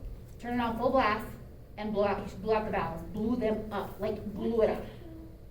And of course, the baby was all septic, and then long-term on the vent, and this is why I couldn't do this job, and I actually quit press shortly after, because I was in that room watching her cry over this baby that she left with this idiot who thought the only appropriate course of action, rather than put the pamper back on the child, was to stuff a garden hose up her butt and turn it on full blast. And he's hugging on her, oh, I love you so much, I'm so sorry this happened, blah, blah, blah, blah. She knew he had done it. She was there when it happened. And so it came out what happened, because finally the cops came after him and he finally confessed to what he did. She knew it the whole time. He got arrested, nothing happened to her. Yeah, I couldn't, I have too big of a mouth just to sit there and let that kind of crap happen and not have an opinion. So, no, not for me. Not for me. Okay, back to our baby with bubble CPAP. So, bubble CPAP is fantastic. Lower FiO2s are better. They have very high resistance initially in particular, and decreasing compliance. Now, the other thing about a newborn or a early baby is they crump super fast. Like, you will walk by and fart and the baby will like nearly code, which always blew my mind because the nurses are always like, be quiet, be quiet, be quiet. But what's in there? Every alarm known to mankind. Everything alarms. The door to get in alarms, the thing alarms, the bed alarms, the isolate alarms, the temperature probe alarms, the end tidal alarms, the transcutaneous goes off, the sag goes off, the vent is screaming. I'm like, good God, no wonder these kids are all neurotic. You want me not to talk. but there's every noise known to human civilization in that room. So, but they try to have quiet time, whatever. So bubble CPAP looks something like this. It's really awesome to use. It's basically setting up, I don't know, did Miss Polly ever do her PEEP demonstration for you with the water in a glass jar? Mhm. That's what this is, okay? So we're setting a humidifier setup with a large cannula, and they're usually kind of chunky prongs, and they sit under the baby's nose, and depending on how much water you have in that external chamber, that's how much CPAP you have. So you add more water, you get more CPAP. Air is pushed through the chamber, it puts a back pressure in the system, which actually creates a CPAP, okay? We don't have one of these yet. Miss Polly's been working on getting us one, so we have one to show you. But the circuits are usually pre-built, and it kind of looks like a ventilator circuit. And then this little thing just pops up on their forehead, so there's not all that weight on their forehead. And I have a kiddo wearing one. Look at you. There's a little friend with bubble CPAP. This baby is probably about a 2,200 milligram kiddo, I'm guessing, little tiny guy. You have seen babies since you've been in the NICU that will fit in your hand. It's absolutely terrifying. Head's here, waist is here, the legs and arms are dangling off your hand. That is the human being you're holding. Also exceptionally scary. But bubble CPAP is wonderful, and you can see it's got kind of a flanking system, so it looks like this, so to take the weight off the baby, and Velcro and all that good stuff.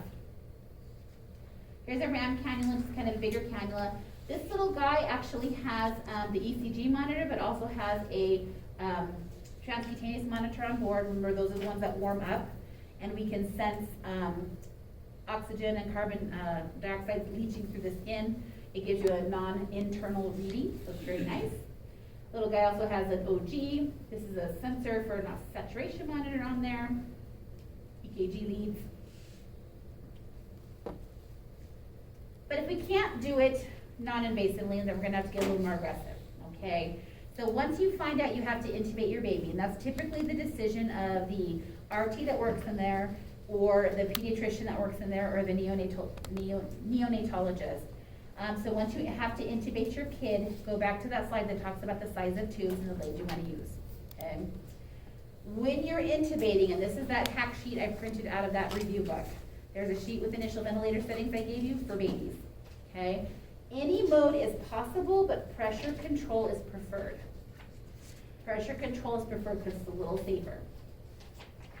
We're going to set a peak pressure, which is the third statement down, a driving pressure of 20 to 30 centimeters of water. I may actually have to hand ventilate them first with higher pressures, up to 60 or more. If that's what you're being told to do, it's okay. They're telling you you have to blow open the butterfly wings, okay? I have to target with my pressure a tidal volume, and with a kiddo, we're using 4 to 6 mLs per kilo. So if you pick a volume mode, this is statement 2, you can use 4 to 6 mLs per kilo. Rate is 20 to 30 a minute. So the guy from Kettering, who was actually pretty funny, he told a lot of ridiculous stories that went on forever, probably like me, I don't know. But you can use, he said to use 20-20 vision, okay? 20 of pressure, rated 20. That's a good starting point. So with an infant, use 20-20 vision. Okay, rated 20, 20 of pressure. The FiO2 rules match the adult, but again, use as little as possible. We don't want to cause damage in the kid. Now, if it's an emergency and the baby was just born, it's having all kinds of issues, I'm not going to go, well, Miss Kathy said you can't ventilate this kid with 100%. He's dying, give him 100%. I don't care if you stuff him in an O2 tank, that's okay. You have to make sure that you just don't leave him like that. Okay, so 100% is okay. Lee's looking at me because then she's going to be like, she said I couldn't do that. So the lower FiO2, the better. Now, like I said, with the kiddos, unless they're having some problem with their lung or their heart being inverted in some way, or transposition of the great vessels where the circulation is all screwed up, you don't have to give them that much oxygen. It's typically a situation where once you get some ventilation happening, you pop open the lung, they get a lot better. They get that alveoli opened up, they do better. PEEP, if they're not on CPAP previously, you can use 2 to 4. Or if they were already doing bubble CPAP at 10, you better put 10 on the vent. So you're just gonna match it. Okay. So a lot of the rules are the same as the adult. There's a few distinct differences. So infant, use 20-20 vision. Pressure control at 20 rate of 20 to start with. Now, if you have two choices to intubate your baby, and both sets of parameters look really good, it comes down to a picking one, and hopefully it's right, and they may tell you physician disagrees and pick another one. It doesn't mean that you've lost points, okay? So don't get hung up on the fact of, oh crap, I missed it, I made a mistake. Don't do that, because they do that to you on purpose to send you down a different pathway. Sometimes it's to get you more points, sometimes it's to send you down a rabbit hole, okay? So here's an example. Following 28 weeks of gestation, so this is an uncooked baby, right? The baby girl is born with a birth weight of 2,000 grams. Well, she's pretty light, okay? Because of prolonged apnea. So babies, when they're born, they have transient apnea, and then they have prolonged apnea. Transient usually is corrected with a little bit of oxygen. Prolonged means there's something wrong with the baby or the brain, okay? The neurologist has intubated the infant, and manual ventilation is being provided with an FiO2 of 65%, peak pressure of 22, and a PEEP of 4.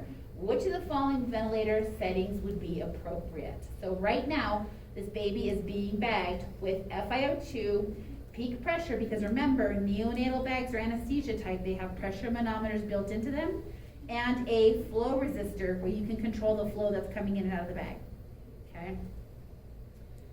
Neonatal BVMs have built-in pressure manometers, PEEP valve, and are pneumatically powered, so will not run without gas, okay? Well, here's something interesting. I pretty much have all my vent settings right here except for the mode, don't I? They tell me I'm in pressure control, fabulous. I'm gonna use an FiO2 65 because that's what they were already on, and I'm gonna do a PEEP of 4. Well, is it there? Well, that sucks. They didn't give me the choice with pressure control. This is a board question, Ray, for your benefit, exactly on the board. Okay, well, that screwed me up because I was looking for a pressure control of 22 was what I wanted, okay? Well, I better back up a minute, okay? If I don't remember what the baby weighs, because remember the baby weighs 2,000 grams, right? Okay? I can convert that to pounds, and I can multiply it by 4 to give me a baseline tidal volume, right? There's an easier way. I don't have pressure control here, but I have a lot of stuff I can get rid of, okay? I have a baby who is at 65%, so can I use 50? No. C's out. C is absolutely out. I have a baby who's on a CPAP of 4, so can I use 2? Nope, B's out.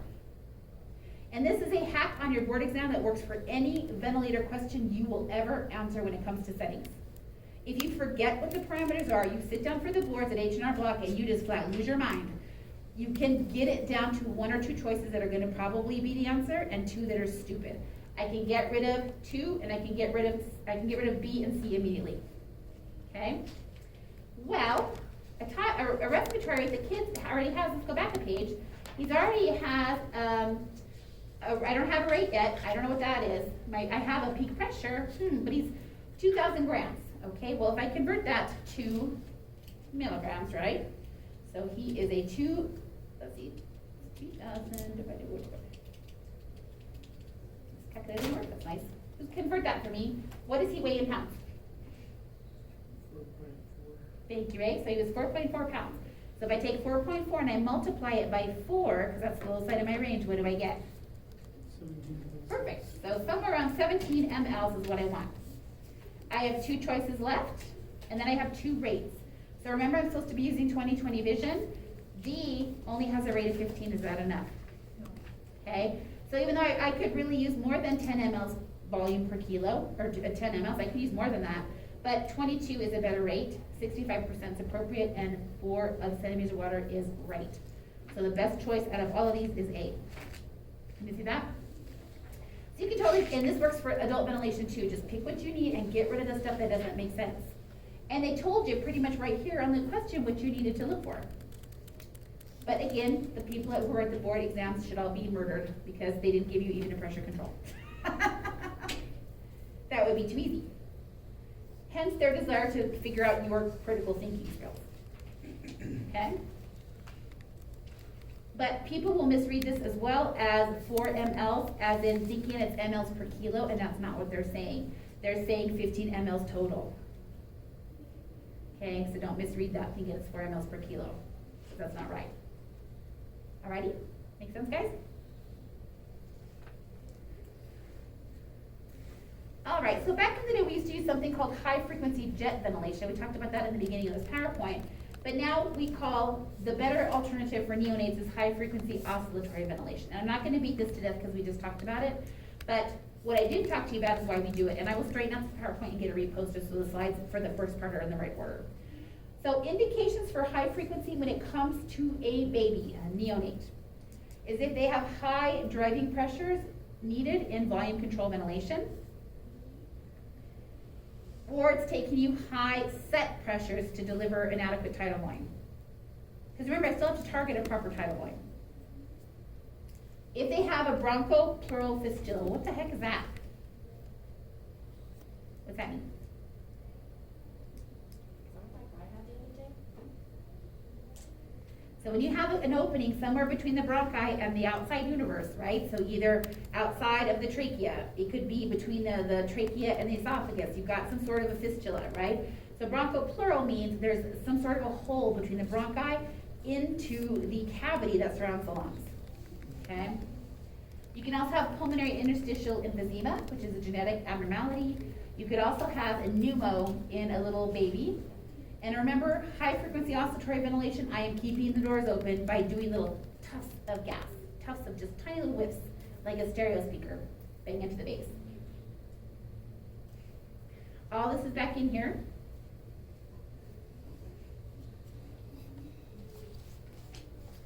Now to summarize it for babies, and this is the slide that I'd like you to pay attention to, if I want to deal with CO2, I need to change the amplitude. I also can control the frequency, but this is actually, the word should be hertz. Okay, so where it says frequency, draw that out and put hertz. Because we're really talking about hertz. Okay? So if you raise the amplitude, it raises the CO2. It influences the CO2. It will actually help blow it off. It'll what? It'll help blow it down. So it'll lower it if you raise the amplitude? Correct, so that's a great way to put it. Increased amplitude, it decreases CO2. Increasing frequency also decreases CO2, but you don't have to do both. And the frequency is a hertz. I don't like that word frequency because I think it's confusing, and that's how the books write it and have written it that way forever. I think it's confusing. Why not just say hertz? And most of the time we do. But there are a couple books that don't say that. To correct oxygenation, I want to try to influence my mean airway pressure. To try to fix I also can mess with the FiO2 within reason. Remember, we don't want to run a kiddo on 100% forever. And a lot of times these babies who are on the oscillator are really, really sedated. This, Egan says paralyzed. I don't know about that. I can't remember. It's been 100 years since I worked in NICU. It's been since 94 or 96. Maybe Leah, your sister, could tell us. I don't know if babies get paralyzed or just heavily sedated. Yeah. Yeah, I don't know. I don't know if they still paralyze them. But yeah, remember with the oscillator, looking for the baby wiggle. I'll try to find a video of the wiggle. It's so cute. It is very cute. It's just too bad there's a really, really sick infant on the other side of that.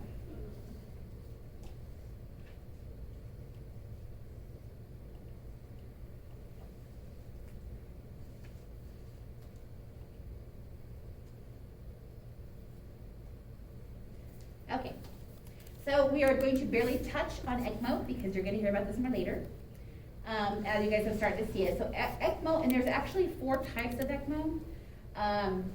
ECMO, which stands for extracorporeal, I never say that right. I would say corporeal, I don't know how to say it. Did they tell you how to say it? I'm pretty sure I've been saying it wrong my whole life. Extracorporeal? Extracorporeal is what I think is how you say it. Life support, and it involves circulating blood from a patient to the outside of the body through a mechanical gas exchanger and back to the patient.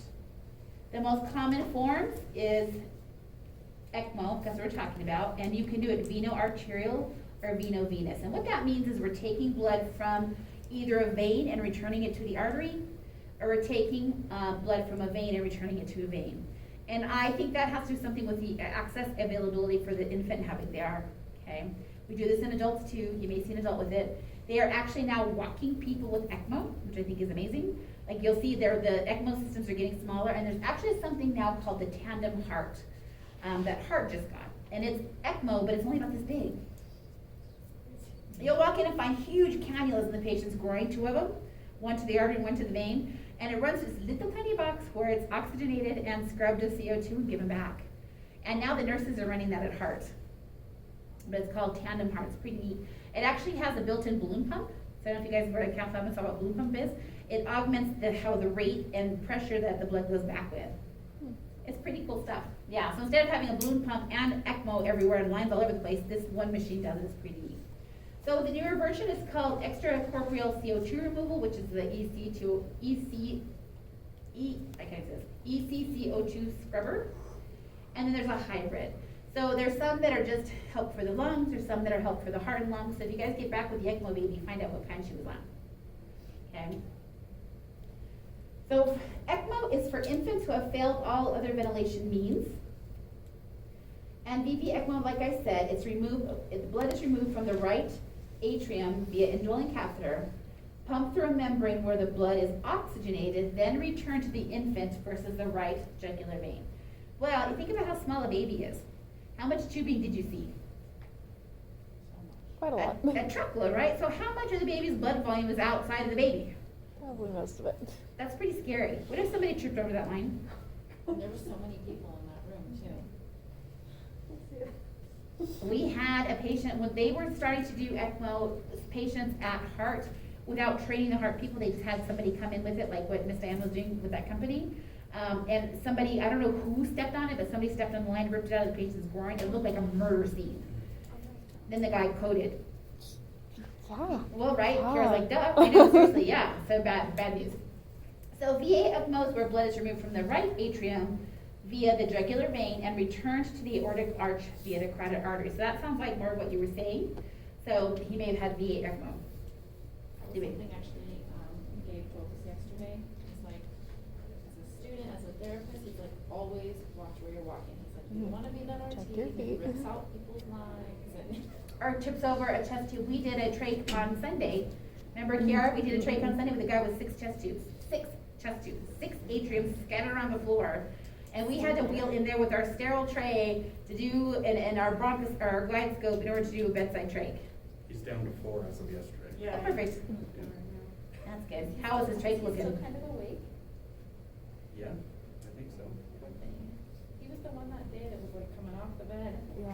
He looked like he was being levitated by Satan. That was creepy, and I never saw anything like that. I've seen people freak out, but he kind of did this whole, I'm not kidding, and I'm like, what is it? Like, is he having a seizure? What the hell? And arms and feet were doing this in conjunction, like it was all, I'm like, what is that? Super creepy. Super creepy. They've been traching the heck out of people at levels, man. Like twice a weekend we're doing it now, like 2 every day. But since I know how, I keep getting roped into it, so it's good for you, Kiara. With those But here, awful chlamydia. huh? With the awful chlamydia traits that they Yeah. keep sending to AMG. Mm-hmm. Yep. So VA support is partial cardiopulmonary bypass, providing both cardiac and pulmonary support. So if the heart and lungs are bad, like in your baby, with tetralogy full O, he probably had the VA version. Okay. VV does not bypass the cardiopulmonary circulation, thus only provides pulmonary support, so works on the lungs. There's emerging types, so the ECCO2R is primarily for CO2 removal, and also has low pump flow. So I don't know if you noticed about how fast that blood was moving outside the baby, got back to the baby. They have speed rates they have to keep up with, and I don't know that much about ECMO because I never worked it. And then they have hybrid, which is a combination of the two. So actually VA or VV, and then also the CCO2 one. Maybe that's what she was doing because she had like some hemostats and it was like right next to where the baby was and she would go and like adjust it so slowly, carefully. Yeah. See, that's a lot of drama. I don't know if I want that much responsibility. I'm just going to tell you. What if you sneezed right then? Oh, she was so concentrated. Like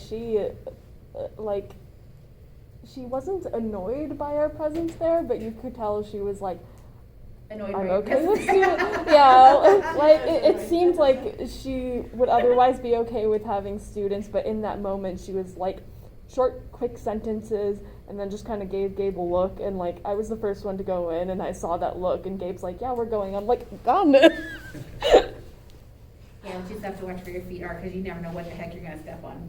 So, and my charge therapist gave me a hard time, because I was on the wrong side of the scope, because the doctor was up here, and the monitor was here, and I was here. The And I'm monitor like all was- ninja underneath here like this, trying to grab a hold of the tube, I was bad. So my charge is kind of a turkey, he'll just give me a bunch of attitude about it. Because I told you you shouldn't stand there, I'm like, well, thank you for telling me now that we're all sterile, I appreciate that. All right, so indications for neonates and, I really think I'm COVID, holy shit, I'm starting to freak out, like I cannot focus, oh my God. Indications for ECMO, if I could read English, in neonates.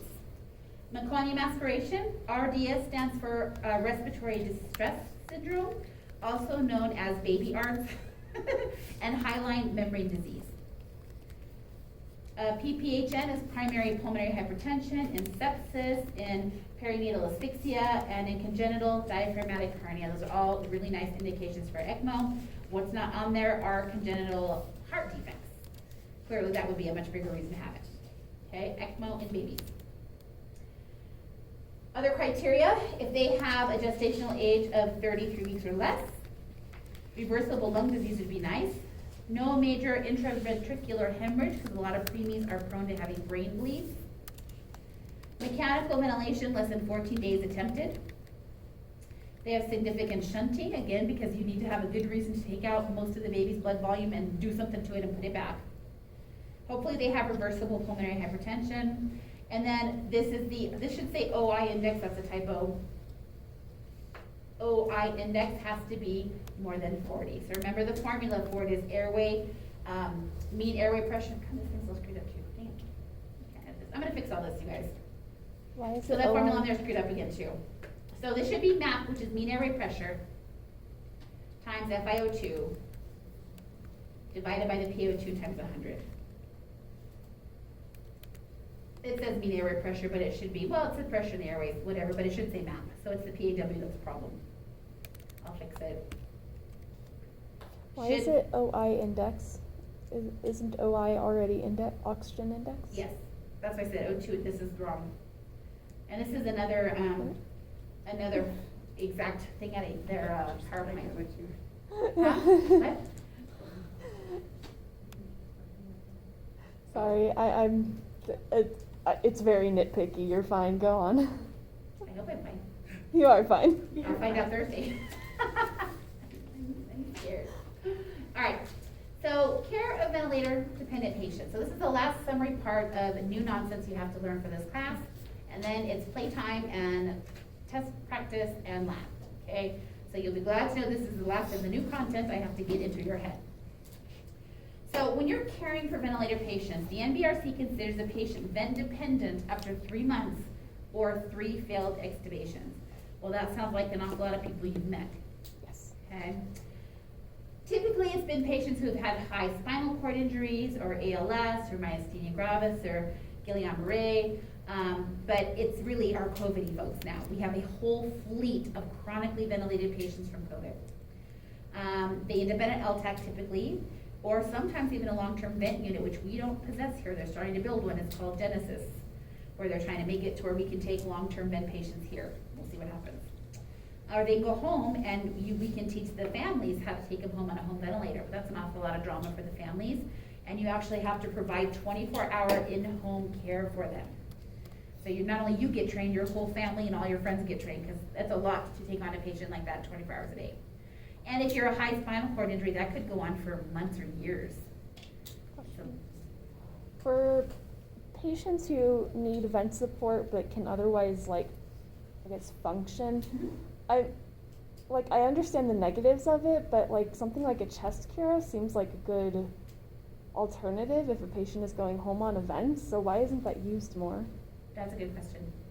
That's a really good question. And I've never seen a chest cuirass on a patient ever. It just seems nice. They seem nice. I mean, I showed that lovely picture of the happy little boy sitting there watching TV. I don't know. That's a really good question.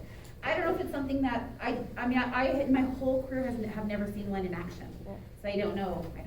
Sure. So yeah. The only negative I can think of is it doesn't look like you can shower with it on, but. Right. Well, right. Yeah. I'm gonna take a shower. I'm gonna die in there, but I'll be back. It's gotta be real quick. Better be fast. Guinness That's a World great Record for question. fastest shower. You know, but quality of life, guys, what's gonna happen to the patient? What are we hoping for? What's our end game? And like I said, the story I was telling you about Karen and I's patient where we kept going, intubate, intubate, intubate, he's like, no, no, no, no, no. Okay, no, no, no, no, no. Well, you decide, it's your body. But I don't know if he'll be there, so when you guys, well, I won't be back Friday, you can tell me he was on my floor.